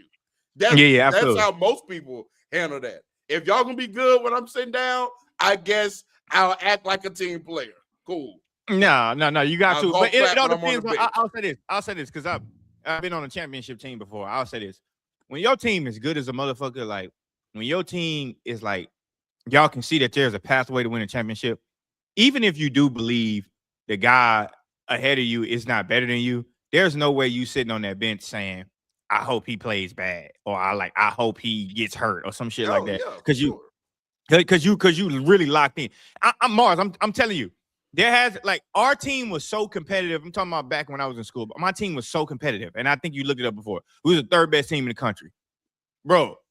We was locked in. We was delusional. Like we got Division I guys on our team, and we thinking like, yeah, he's not better than me, and it's like he clearly better than you. But at the same time, when the game start, it's like we locked in. Yeah. We was that delusional. We had Division I NBA guys on our team, and we talk about, man, the game better than me. And then the game start, it's like, yeah, brother, he better than you. Like way better than you too, by the way. He's like way better than you too. They ain't even close.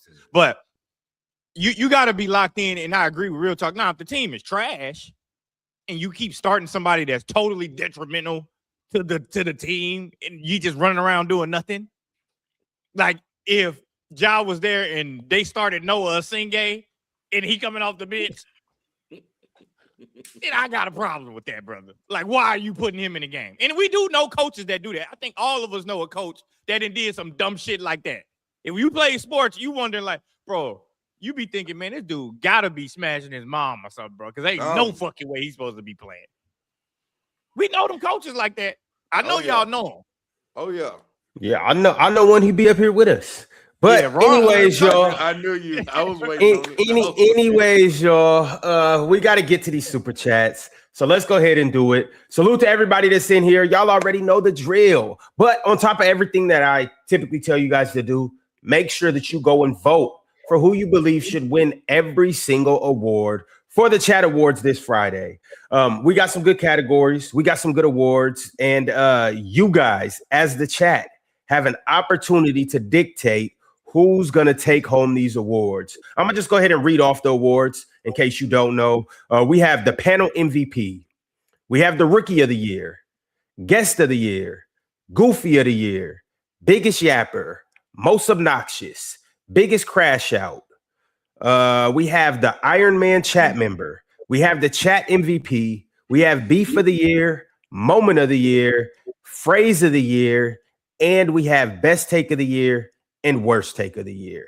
It's going to be a hell of a show on Friday. I can't wait to see who wins every single award. I can't wait to see who comes close to winning, and I can't wait to see who gets snubbed. It's going to be a good opportunity to really see who is who and what is what. But anyways, we have a $50 super chat from XX Kaj again. XX said, let's not forget Real Talk's jolly ass believed in Houston when KD went there more than a kid and Santa Claus. Yes, I'm spending $50 to talk shit to your bowling ball head ass. Type shit. Now look, because I think you sent another one too. So here's the thing. You spent $50 to call me jolly. I guess my fault. I'm in a good spirit most of the time. But here's the thing: if I then see you from now on talking shit in the chat for free, you're getting timed out every single time. This is the standard that you set for yourself. So it's $50 and up, or you just won't be able to type in the chat. So hey, you know what though? Hey, I got a question. Maybe Penn. Some Mussolini shit. That's think, some Mussolini shit. What? Hey, Penn. Mars might know too. I just be throwing shit on Mars. But y'all think the correlation from a kid believing in Santa Claus has a lot to do with like how competent a kid is? No. Like from an early age. What kid do Say you that guys know again. that doesn't believe in Santa Claus? Me, I never believed in Santa Claus. Not a chance in Okay, hell. so this was I this know. was I never did either. was but this you I don't trying to know. get I out might be I more more believe of an a fat ass American. dude You guys coming out my never chimney and I believed live in in Santa the Claus? projects. So at 3 years old, 4 years old, 5 years old, 5 maybe Never. you start coming to your Well, to first your of all, senses. my family never even broached the myth of Santa to me because why? But once I heard him about A like, the myth of logical Santa, life is a boring one. I'm I'm not. sorry. That's fine. I'm not saying it was, being I'm so not saying it was fun practical. or wasn't. Shit. But like Shit. once I heard about whatever Santa was, it was like my house doesn't have a chimney. That's what I So- say. I live in the projects. What the fuck I'm doing with a chimney? But yeah, I'm still here getting presents. So something ain't adding up. So And obviously who the the guy fuck is ain't leaving real. cookies on the table and I didn't eat them? Yeah, You know, so niggas finna eat for my me, cookies? it was never. It was I think it's more of a U.S. thing in general. Anyway, I don't think it's as Yeah. popular where I'm That's at. Anyway, not true. Those are the My mama- best that's why I days said I of think. I don't Christmas. know. From My mama didn't even experience, buy most cookies in the people house. I And know Santa were never Claus even supposed to like have cookies? the What Santa fuck? stuff wasn't really a thing. But that's anecdotal.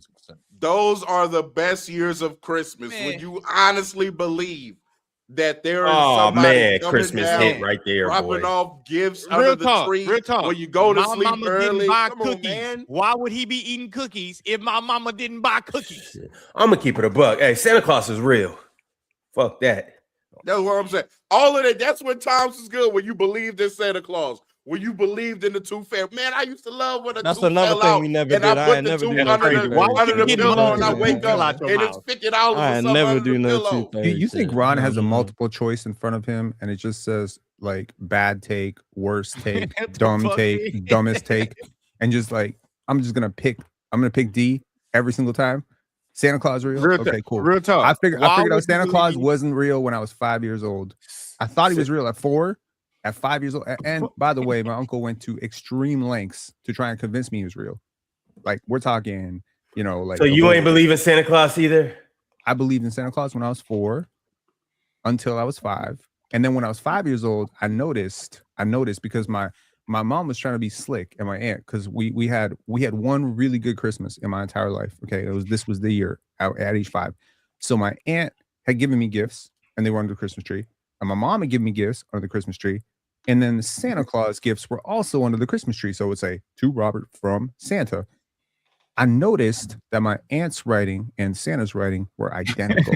And See, I was told like, you, I'm just as a little kid. they See, lied to me. They lied to me. And I didn't trust the jack shit that they said the rest of my life. There you go. I'm telling you. It's not I'm even telling the you, fact they're- that I'm saying I wanted to believe it. That's what I'm saying. I actively It was bought fun I wanted to believing believe in it. good old Saint Nicholas. That's what I'm saying. That's part of the gig. Real talk. Your All of the big ass time. was sitting up there You crying. niggas can't 'cause role Santa ain't play? done in 1 year.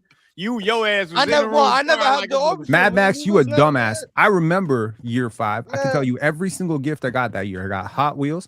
I got Power Rangers. I got Power Rangers flip head, Jason. So that's Red Ranger. I got didn't know Power Hot Wheels Rangers existed in gloves. 1991. I got Power know Rangers gloves. My mom from my aunt from Santa Claus got a TV. The TV was 19 inches, just so y'all know, like a big box ass TV. Bro, I remember age 5 because I was a poor kid. This is the only year that we had Christmas where I didn't feel like a poor kid. So you bet your dumbass I remember. Absolutely, I remember. I remember being 5 too. There you go. See, Oh my god. So do I. Jesus. Also, hey Ron, you know why? I don't. I just imagine in the- 5-year-old in the, Chill just being a condensed version of this. in the Goatee, Tooth Fairy, gray hair, everything. there you because go. you know, like when you a kid, Tooth And come out, walking to put it school on the by the pillow. way, with my friends. Like not getting walking to school with my friends at 5. At 5?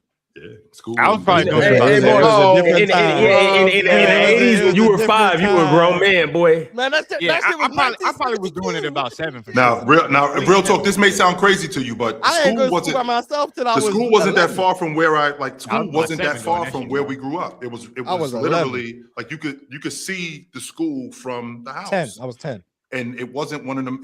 We didn't live in one of them times where kids getting kidnapped and shit like that. Everybody knew everybody. They were getting So, kidnapped. You Nah, remember the they milk kidnapped- they was cartons? getting kidnapped They were more. all They getting You just ain't have kidnapped. the more back internet. then. That's it. You just They ain't just have the didn't internet. care. You just ain't see us, man. Nah, Your they were getting generation, kidnapped more back chill. then. Your parents' generation just didn't care that the kids They were really going. didn't.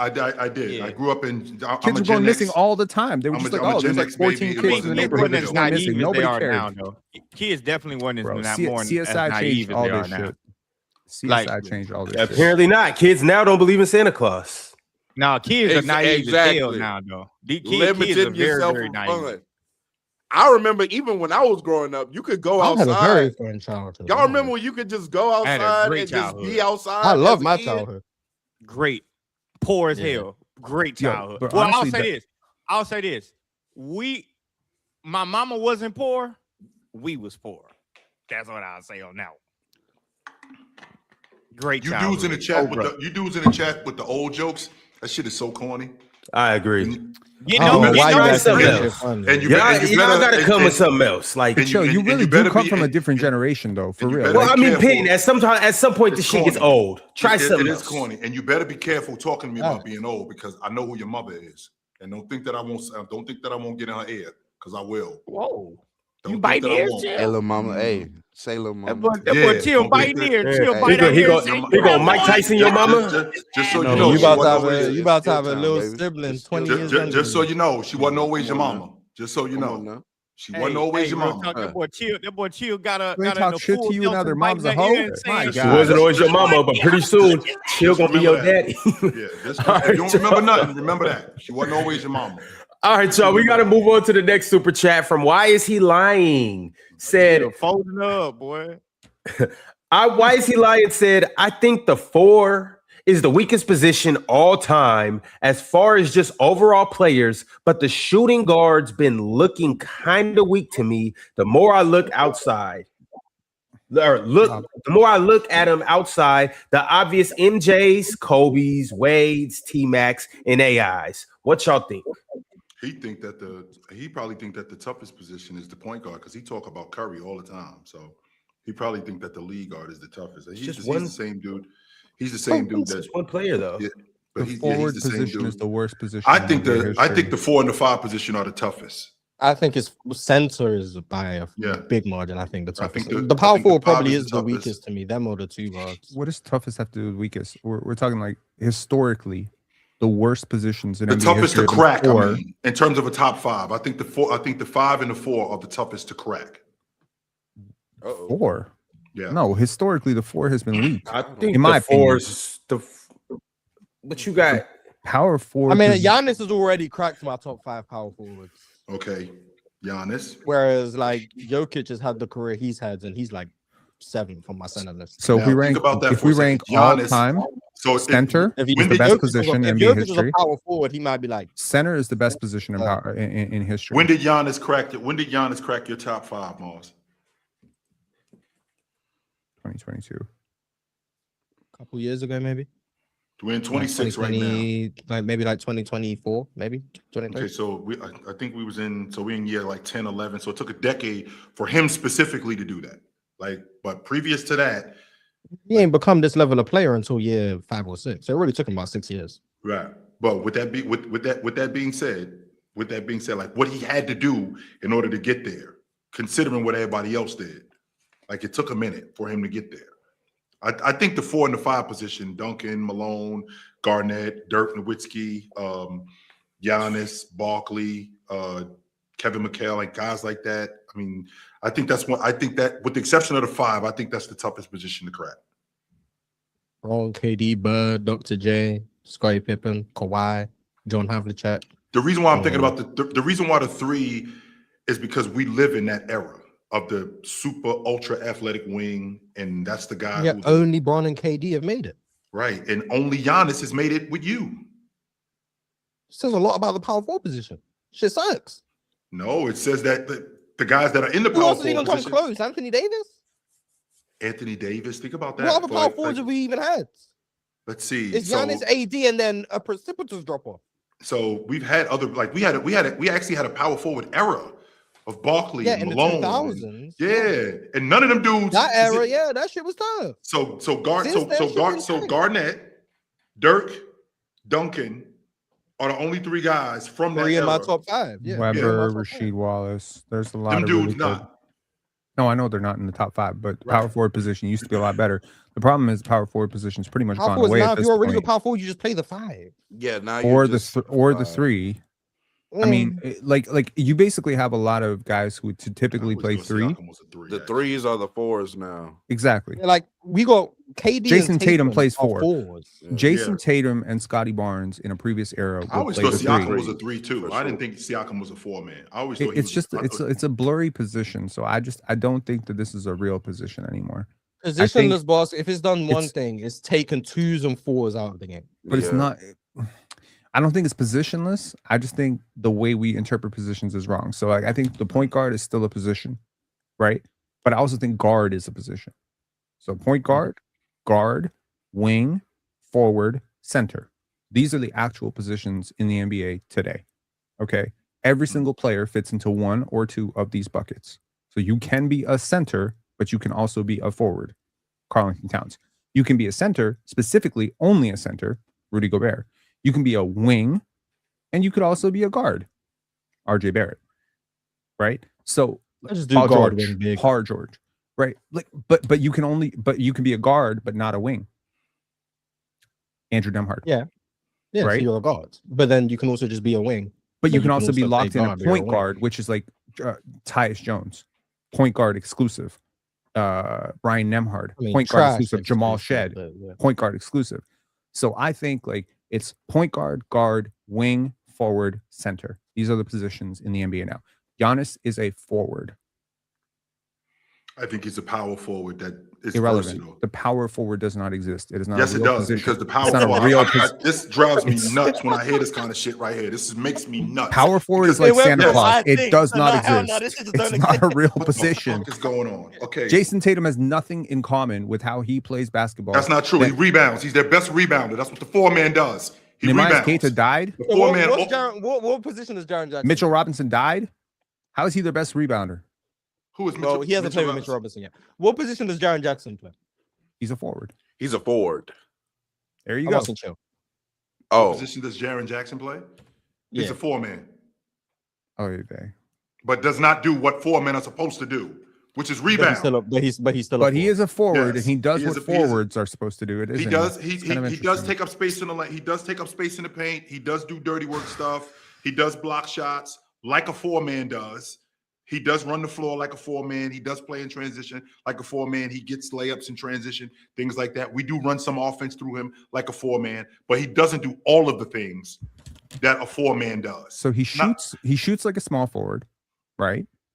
He rebounds like a small forward. He blocks shots like a center. Rebounds So like you- a point guard. I mean, shit. He actually, he- sure. he rebounds like a small forward, but okay.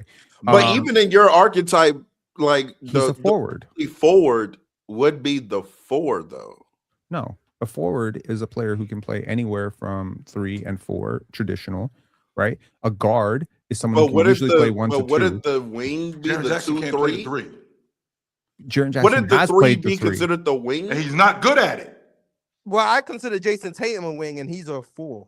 I think he's a. But I'm He's a agreeing wing with forward. I'm agreeing with Penn that like some of these players can occupy both. I think that like Scotty Barnes, Tatum, even a PJ Washington, and OG Anunoby, these players can play 3 and 4. They can be a forward and a wing. What is surprising? But I also do agree that there are some who are strictly that one position. Like Jaren Jackson to Scotty me play point is though? not a good enough rebounder to be a center, and he's also not a good enough perimeter oriented player to be a wing. So he is strictly a 4, in my opinion. All right, fellas, Aaron we got Gordon at this point is probably. It's funny because we used to talk about tweeners like it was a bad thing. Now we talk about positional versatility like it's a good thing. We got to move on, y'all. We could pick back up with this conversation another time, but we do have another super chat from XX Kaj. Sent through $19.99 and said $20 to hate on Real Talk, aka Pistol Grip Chin. Real talk. Shit.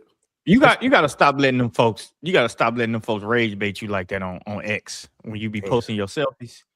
You got to quit letting them rage bait you like you that. posted Oh, no, more? I don't even care. What was about to happen, Jordan. The reason why I had got rid of one is because I wasn't about to let one of my biggest trolls get a 10K tweet off on me. That just was not about to happen. So that had to go. But the other ones are still up there. Eli, hey, if you're out there watching, I wasn't finna let you have that satisfaction. I'm sorry. You weren't gonna let him dunk on you like that? Yeah, no. Well, hey, we still remember what happened. Hey, we remember that time Brown got dunked on. The footage is gone, but we remember it. All right, Tupac Westside, who is in contention for Chat MVP and Iron Man Chat. You got both my votes. Shout out Tupac. Did you vote for yourself, Now, Ben? Mark, go ahead. I did. I voted myself for MVP, but I did not vote myself for Rookie of the Year. No. Because I'm not a rookie. I voted for you, Rookie of the Year. Bullshit. But all right, Tupac Westside said, "Morning, fellas. The superstars with the most approved next season, in my opinion, is Luka, Jaylen Brown, and Tatum. Also, y'all heard the news about Peyton Watson? Denver offered him 5 years for $70 million. Not a good offer, in my opinion. I think 5 years, $70 million is plenty of money for Peyton Watson. I would not pay him not a penny more than $70 million. That skinny nigga better take that money. That's all I know. I actually think it's too much, to be honest with you. I would let him walk if he doesn't want that. Fuck it. Matter of fact, sign I it. can't believe they gave Christian Brown 125. Now. You know why they gave him that, but you know why they gave him that, but that shit has killed. Was that low key because he's white situation? I think it's because he played really well in the championship run. He played really well in the championship run. And it was definitely part of it too, though. That's why it was right definitely there. part of it. Because he played really well, Penn, but they won the NBA championship and he played well. You know what? Some of the most overpaid players in NBA history happen to be white. You might be cooking. Gordon Hayward got overpaid. Walker Kessler just got overpaid. I think Gordon Hayward was worth that money, but then Alan Crabb got overpaid, and it kind of just throws everyone off the scent. But Chandler Parsons. What's the center for Chandler the Rockets? Parsons was the worst. Antidad got a Sheik got overpaid. Omar, shout out my bad. Well, he's Turkish, though, but he's Turkish. Question. Because we know Gordon Hayward went over there to Boston and got hurt immediately, right? Yeah. Mm-hmm. And then because of that, if he was black, he wouldn't have gotten hurt right away, though. That's most likely not. Well, I'm not. But with that No, injury, we got to see like some of the emergence of the other players. Now, let me ask y'all this: the best version of Gordon Hayward, best version of Jaylen Brown. Who's better? Stop it, real talk. Stop. Who's better? Easily Best version Brown. of Gordon Hayward. Best Easily version Jaylen Brown. Stop it, real talk. That's nasty. I really like Gordon Hayward. There was I'm not going to do the Jaylen Brown part, but there was one that was like Gordon Hayward, DeMar DeRozan, some other players. That's Gordon Hayward's tier to me. Like I think Gordon Hayward's really good. Hey, I think he was really good too, but you know what to do. Just because he did that, you know what to do. I think some people mischaracterize Gordon Hayward because he was white. Like people view Gordon Hayward as like he was this shooting wing, super athletic. No. He was a good player. You are nasty. Gordon Hayward was a downhill player. It's just he was white, so everyone just assumed he was this outside shooting wing. When the reality was he was kind of he was a driver who could make shots, but he was a downhill guy. You know what though? I grew up. My dad used to be telling me about boxers and players, and he called them 70%ers. He'd be like, he good. He a 70%er though. What that mean when you can't count on him when the game on the line? That's my interpretation of Gordon Hayward. Or he'd be like, he an 85%er. That's how we categorize players when I talk to my dad. What's he an 85%er. My dad would probably call him an 80%er for sure. He rarely give people that 100%er. But you know what?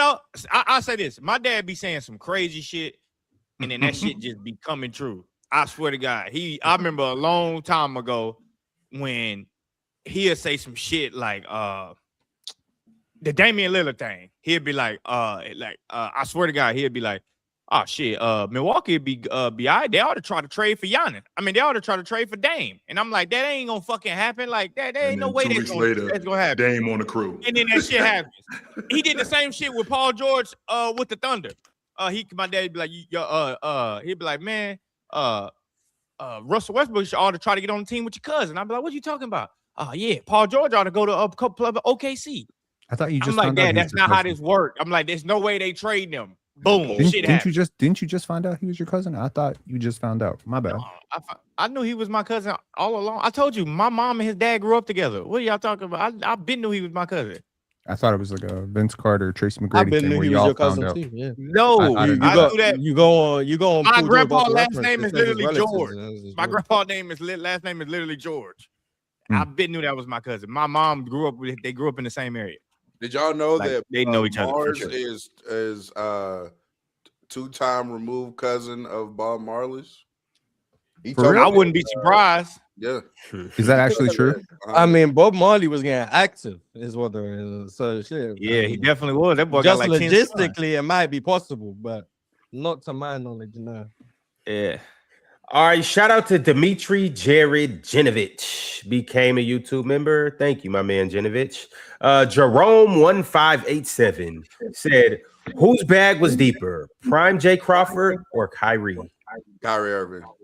Come on, man. I don't know if anyone in the history of this sport has Yeah. a bag in Kyrie. Jamal easy, clears. I also, Yeah, you're right. I'm one Option of the D in again, the huh? minority, Ron. Okay. I'm in the minority. I know Jamal, your guy from Seattle, but I didn't really think his handle was that crazy. Like, I thought it was like quick, He's all right. but I didn't really think it was that crazy for real. He had a high handle and a loose handle, so Yeah. it doesn't look like Kyrie or whatever. But it was very hard Yeah. to get the ball away from him. It was a very I give it was a handle that would make you think the ball was more available to get than it To really take, was. yeah. No, I'm Yeah. not saying you can take it from him. I'm saying like when people be like Jamal Crawford handle is like Kyrie, like to me it's not even close. Like Oh, his no, handle. yeah, is Tim not even close Hardaway. to Kyrie. Tim Hardaway. I don't even original? think Jamal Crawford handle is better than Chris Paul. Like It's not. Jamal, what it is with Jamal is like it's his movement. It's like yeah, his- He's he very had a fluid. good, He's a very sharp fluid. movement. He's very yeah, loose. that's what gets people to thinking like, oh, the handle is very elite. It's like Yeah, but it's his I movement. mean, the creativity is also And the- Yeah, yeah, the creativity's out he's of this definitely world. creative. Behind the backs, through the legs, Yeah. spin moves, step backs. Like No, Jamal used to get he into definitely it. flashed. I don't think his handle is better than Brandon Jennings though. I thought Brandon Jennings had a better handle than him. But to be when honest you're with you. fluid, and When B. lanky, Jennings got to the league, his handle wasn't. It wasn't what it was in high school. Like high school, B. yeah. Jennings was crazy. When he got to the league, Man, he I wasn't seen really. Brandon Jennings do some crazy yeah. shit in the league No. though. I stole this move Yeah. from Brandon Jennings.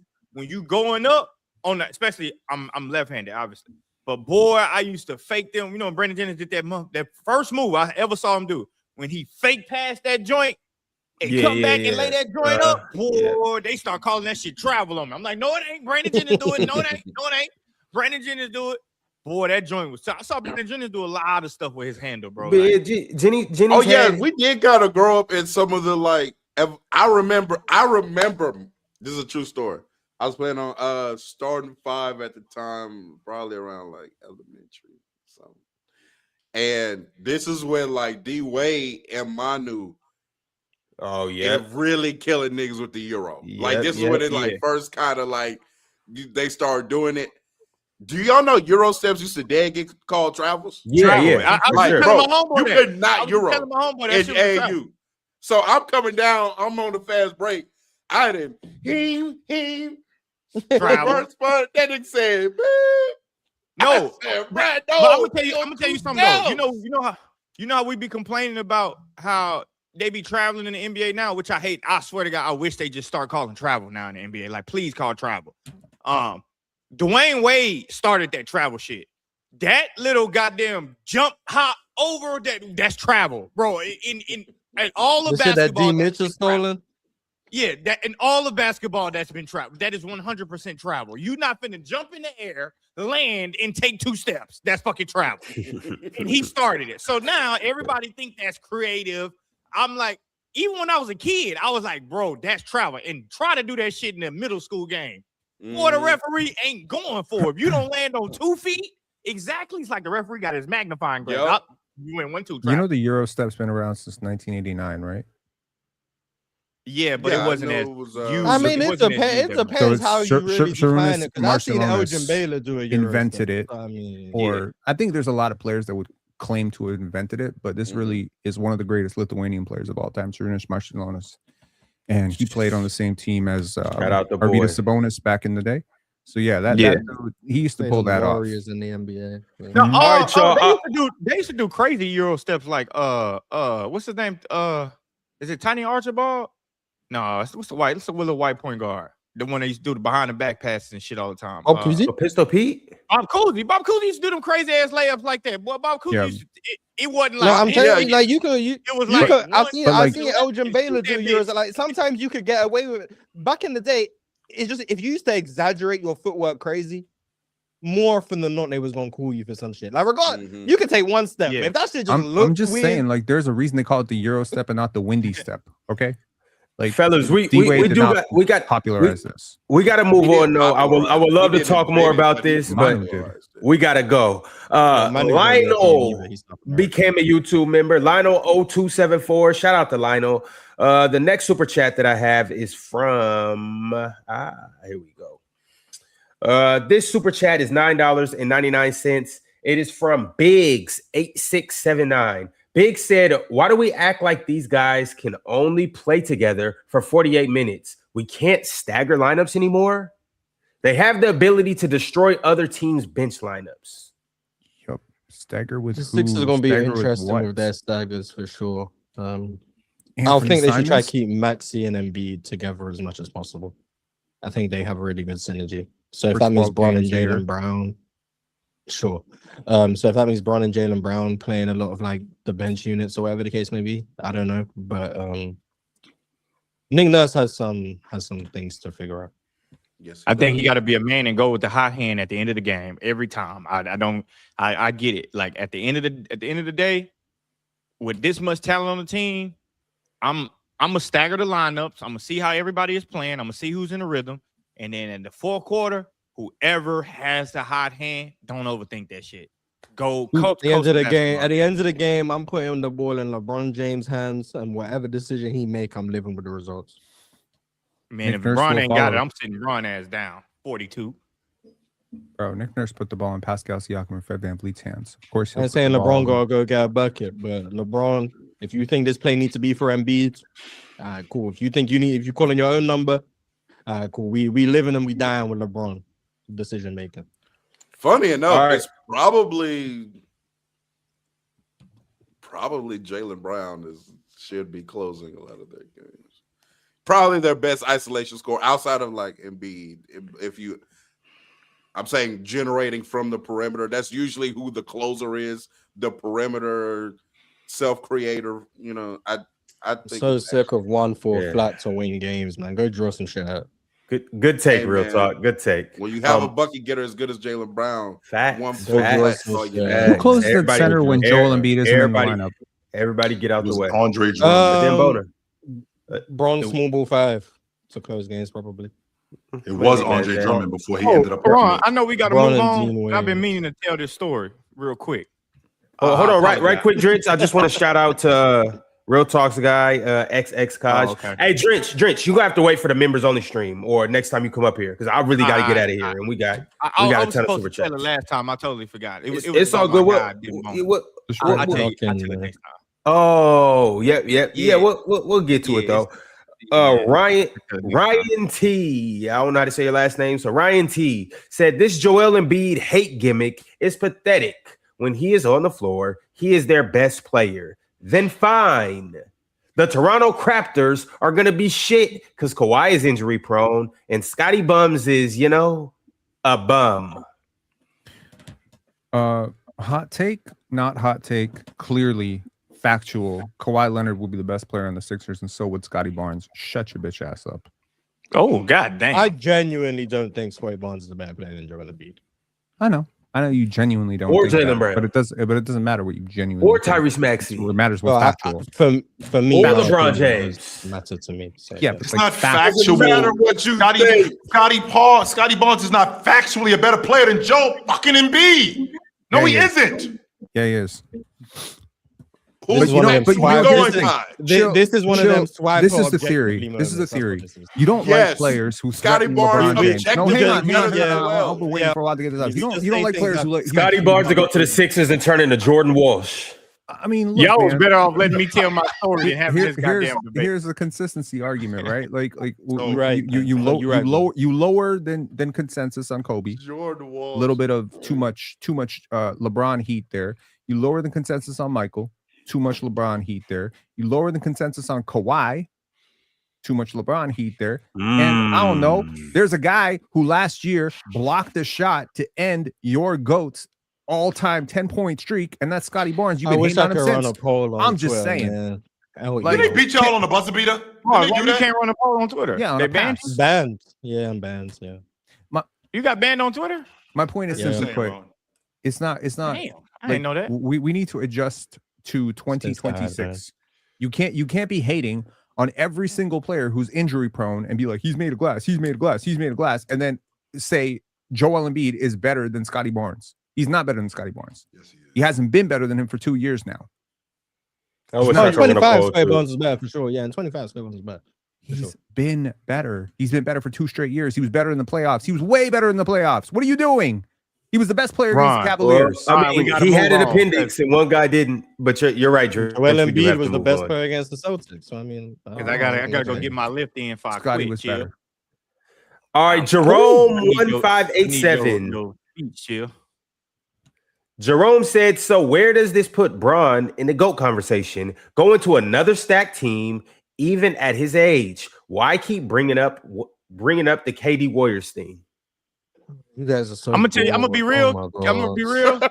real. 35 was 100% right with that quote about everybody in the NBA either chasing a ring, they chasing money, or they chasing minutes. It's not that big of a deal. Like, why is people making it like more than, well, are you ring chasing? Yeah. Why the fuck wouldn't I be? I'm a billionaire. I play basketball. I got 2 feet. I can run and jump. You think I want to go play for the goddamn Charlotte Hornets? No, I want to go play on the team that I could possibly win a championship. What is the big deal? I'm 42. It's really And I'm not a playing big deal at a all. recreational PE sport. People be bored, man. I'm telling you, people are so bored. Like, But goddamn. Like, why are y'all gonna make this like an indictment on people? He want to put himself. He wants to work at a job that pays off. What's the big deal? He don't want to work overtime. I want to work the right amount of hours. Jerome is the guy that guys stay where they're supposed to stay. He's the guy who signs the death row contract for 25 years and gives them 15 albums, even if it sucks. That's what That shit Jerome don't make no is. sense. Yeah, that's Brother, exactly who Jerome is. Brother, I promise you, in this content creation space, I want to be one of the best ones in the world. Put me on a bigger platform. Yeah, like, my clout chasing. No, I want a good Even job. though, Ron, That's there's not- documented evidence of guys saying, knowing what I know now, I would not have Yeah. stayed in this place. There's documented evidence of that.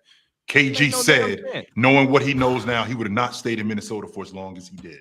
Dominique Wilkins is on record saying, knowing what he knows now, he would not have stayed in Atlanta for as long as he stayed. Normalizing being a hoe is weird. Is a weird. That ain't being no angle to take. hoe. What the hell? Man, It ain't nothing wrong with giving up the draws. What's wrong with that? Underrating. Bryant We are would've stayed on the underrating Lakers. the value. equating seeking better employment opportunities with promiscuity is majorly. Yeah, what's wrong with getting around? Not even close to the same thing. Nothing wrong with Bro, that. Kobe Bryant wouldn't have stayed on the Lakers had they not done what they were supposed to do. He would have left.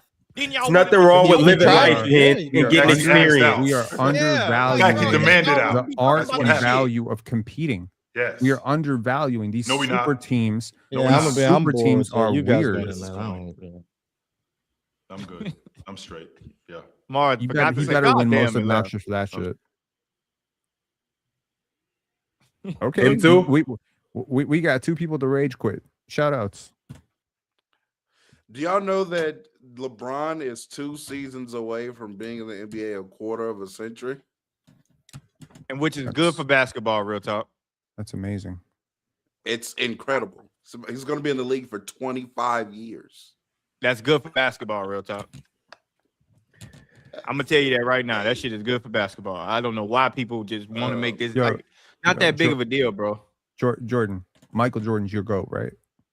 Yeah.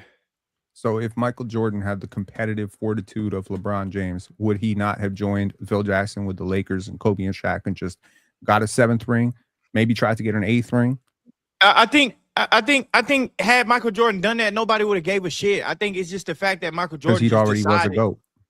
No, they've been saying Michael Jordan was a GOAT before he even retired in basketball. Michael Jordan was a Agreed. GOAT by the time he won his 3rd championship. So Facts. that GOAT conversation wasn't even doesn't even matter. But had Michael Jordan retired and came back and went and joined the Lakers, nobody would give a shit. Michael Jordan just didn't want to do that because Michael Jordan, what y'all don't know is he turned into a businessman when he came back for the Wizards. That's what he did. He turned into a strictly businessman.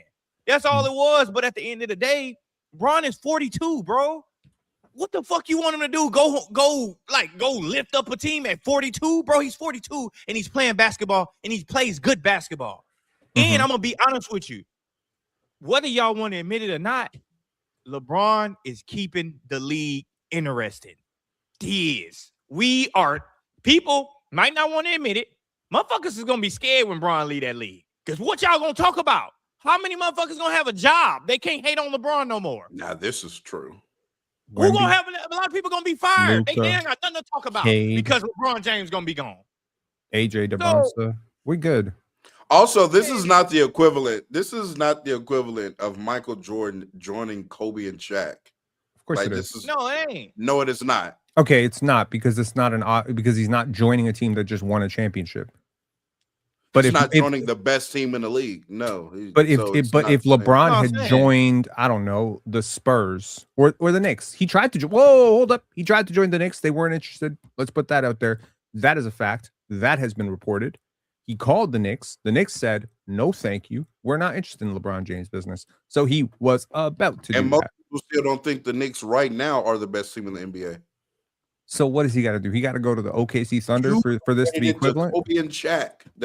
He's not with Kobe and Shaq of today's NBA. It's I no. think The the NBA is not first even like year- that right now. I first year mean, this might be the LeBron closest thing could to have Kobe and joined- Shaq that we've seen. Jaylen Brown, Joel Embiid, Next, please. shooting, I'ma be dominant honest, shooting guard, LeBron dominant can join center. any team in the NBA. LeBron can join any team in the NBA, and it does not guarantee that team a championship. Not one team can he join in the NBA does it guarantee him a championship. So I don't know how the fuck we get this ring chasing There's shit. no such thing as Your brother guaranteeing a is championship. 42. You can't guarantee a championship anyways. Like we did this on our live the other day. Joint probability dictates. you Kevin cannot- Durant joined the Warriors, and they guaranteed a championship. They were the closest thing that Two you of could them. say to a guaranteed championship because he joined a 73-win team that was replacing him with Harrison Barnes. Like that's significant, and that's an outlier situation. That's not what LeBron joining any team is going to do because KD in 2017 was way better than LeBron. All old niggas ring chase. I don't Yo, even that's know what why I'm saying. this That's my LeBron point, man. James. I have to 42. go, y'all. Now, So me we too. got- I'm about we- to leave. I gotta go lift because if I don't go lift, I ain't doing it. Double XK said a huge nigga's favorite player is Kobe. Use that mama mentality, Baker's dozen boy. Oh, I have no Type idea what he shit. talking What did you about. do to You're going him? down. You started at 50, and now you at 1999, 1999. So you running out of money, broke ass nigga. But salute to you. He's at 140 today total, isn't he? Thank you, Yeah. Double X. Well, no, because he also gifted a Player's Choice membership, and then 140. a minute later he gifted another Player's Choice membership. So he also gifted 2 150. memberships on top of that. Shout out to XXKs, man. I appreciate you for He tapping dropped in and $150. being the MVP of this episode and cooking people while you were at it. The next super chat is from somebody who joined up as a member today. Lionel 0274 said Kai, Max, Flag, PJ, Gaff, Clay, Morez, Santi, Najee, Tarek, Sasser, Lively, ZR, Cisse, De La Rhea. Mavs might be the deepest team in the Nah, NBA. you weird for that one. I ain't gonna lie. You a weirdo on G. The defense. Okay, first of all, capitalize God, you heathen. Number one. Number two, what are you doing bringing up Tariq and talking about the deepest team in the league? My God, you are dumb is not even a word, really. All right, Tim Jenkins said the 76ers are going to be better than the Heat. Who's running offense in Miami? Davion Mitchell? Embiid can be the fourth, heck, even the fifth option any given night. VJ and Braun can defend, and JB is above average. Giannis is running offense, actually. I think they're going to be okay with that. Absolutely. Yeah, Sixers clear. Having to beat your former teammate ass is kind of crazy. I ain't gonna lie.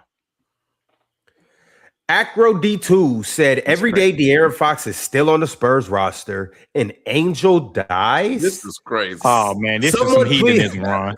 Someone please free Mr. Wembanyama from the Fox trap. Lord have mercy on the Spurs. See, Lord is Can we stop capitalized. this heathenism that's going on today? All right, let's try again. With my crew sent through 100, whatever this is. With my crew, you got to clarify where you're from and what this is. But with my crew said Shangoon for Rollins, Turner, and one of Yakachonis or Jaime. Shangoon ain't going for all this. Or Jaime, Man, why the based fuck on what would his the Rockets value is go to for this? GMs. Bucks GM is dumb as fuck, so he'll do it. Houston spacing looking nice. Of course he'll do this. Oh, no. Why would the Rockets go for this? Never mind. Yo, Why would the Jordan. Rockets Rollins, go for this? Turner. Hey man, you know. And Jaime? Yakichonis. Oh, you got triggered at Jaime. I see what's going on here. Forget about Jaime No, Hawkins. I got Yakichonis triggered at is nice. Yakachunas. Yakichonis is good, bro. Yeah, He better than Zach all right. Ricochet. See, I can't trust your opinion on good if you're gonna just go straight to Zach Ricochet. I don't get why would you do that. Now, if I ask you, is he better than Salty Aldama, you're gonna say nah, then I ain't gonna be able to trust you. See, Well, Santi Aldama clearly better, but okay. all right, see, that's why I can't trust you. See, that's why I can't trust you. You just hate All right, Europeans, bro. Malik Stevenson sent through $5 and said, chill, explain why the Knicks would have smoked OKC. They didn't even smoke the Spurs. Took 3 fourth quarter collapses from a young team to beat them. OKC not folding like that. I think you do kind of got a point. I've tried to downplay this Knicks championship. I can't. It's legit. They caught motion in the right place. Karl Anthony Towns transformed himself into an incredible basketball player, like a superstar level basketball player. He played defense as competitively and as competently as he's ever played in his life. Sometimes you just catch rhythm at the right time, man. The Knicks were amazing in the playoffs. Okay, so you All got right. to show me something this year. They're going to show me something in play. And that SGA character. But you remember a Buddy. year ago, I told you that they were going to pick a guy in the lottery, and that player was going to be in the OKC Blue. Adaimara, welcome to the OKC Blue. I was All right. right. I was right as hell. Tarpy sent through $9.99 and said, as a Mavs fan, I personally keep Kyrie around till either he doesn't want to be around or if we get a really, really good offer. 99% of Mavs fans and the front office wants him to stay the long term. 99% is a stretch. All right, we'll just have to see. We got another super chat from Thunder Up 404. Said, might be random, but what are some of y'all favorite NBA debuts? I just got done watching Embiid versus my Thunder, and it was electric. Brandon Jennings. I specifically remember the Zion one when he came out there hitting threes, his first NBA game. That was hilarious. Who else? Michael Carter Williams smacking like the Miami Heat was low key tough. Yeah. It was the peak of his entire career. That's crazy. I don't know right, what happened with him. I thought it was going to be good. Brody McLean sent through $5 and said, LeBron is going to get Joel traded for AD. Hashtag Clutch Sports. Why is Washington doing that? Because Joel's better. He's not. He's worse. And he's healthy now. It's the worst contract in the NBA. I'm on record, by the way. Anthony Davis is going to be better than Joel Embiid next year. So, Yep. All right, y'all. That's I gotta go, Ron. I'll hit y'all. all right, Jordan. Dirty Dev sent through $4.99 and said, Keontae was just the best player on the Jazz. Penn, you are high. I've come to the conclusion that people really, really rate points per game. It's cool. It's cool. Brian Cook sent through $5 and said, hey, Mars, are you and I the only people who remember Joel's freakish MVP level seasons? He looked unstoppable in his peak. I'll take things that were true in 2021 for $200, Alex. Like this, like this is the weirdest phenomenon in the NBA is guys get older, but they don't look different.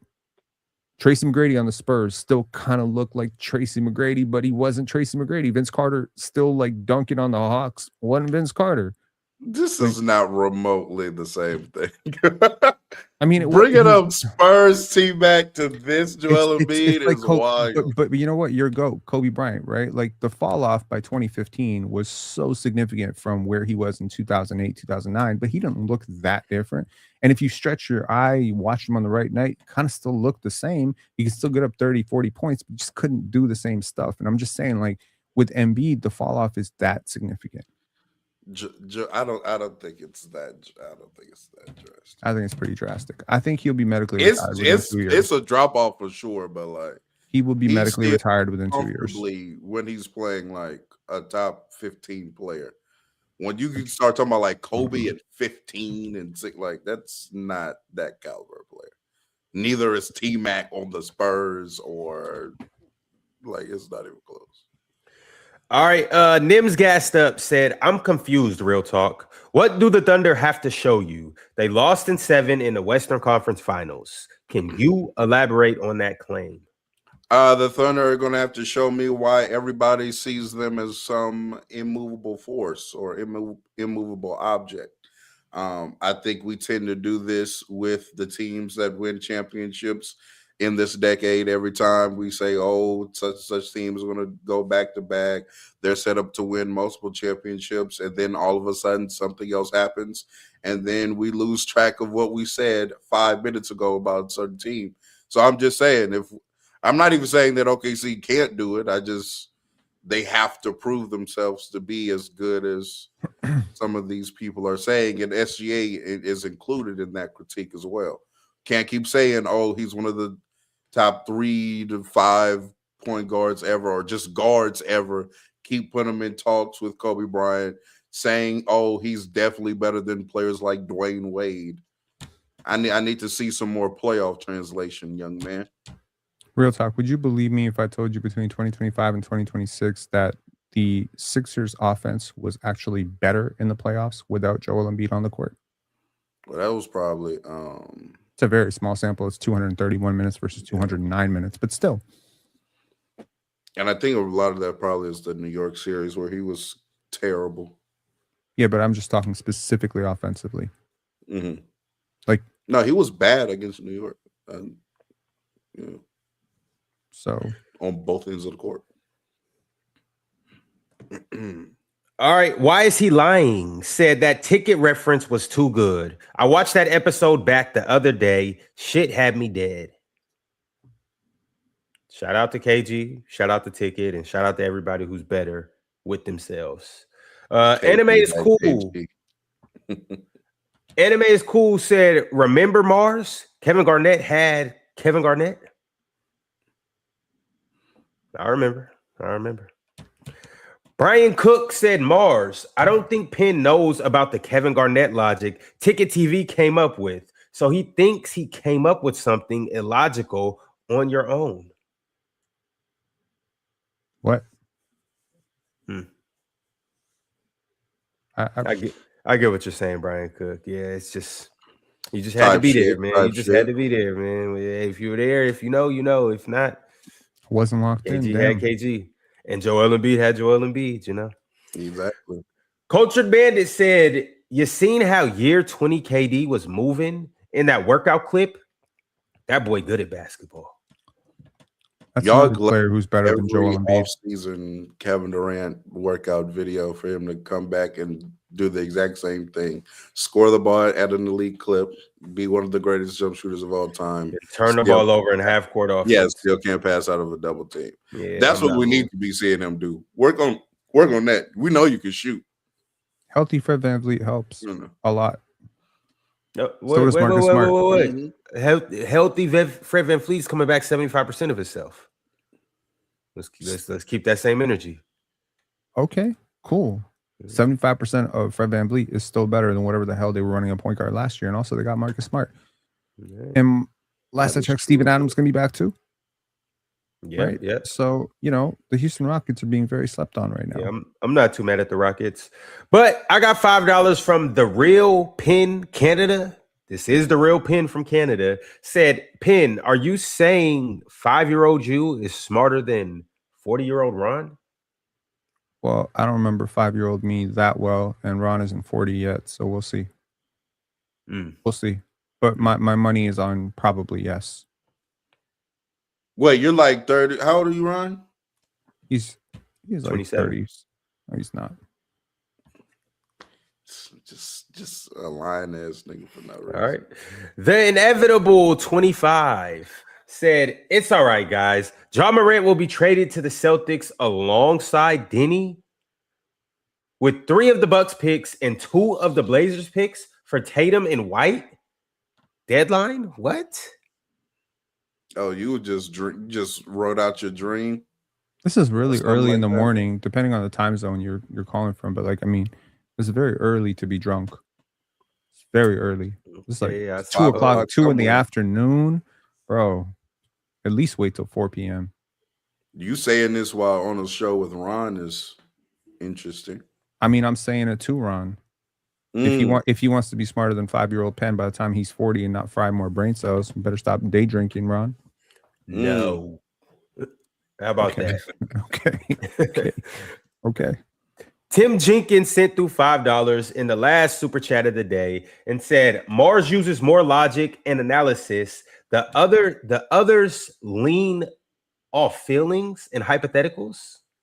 Makes for entertaining conversations. Need that balance, honestly. You think he's logical because he says everything in a British accent, bro. If you strip down what he was saying and said it in a Louisiana accent, you would see it for what it really is, which is crackhead behavior. Yeah, Mars might sound kind of dumb with a Louisiana accent. I ain't gonna lie.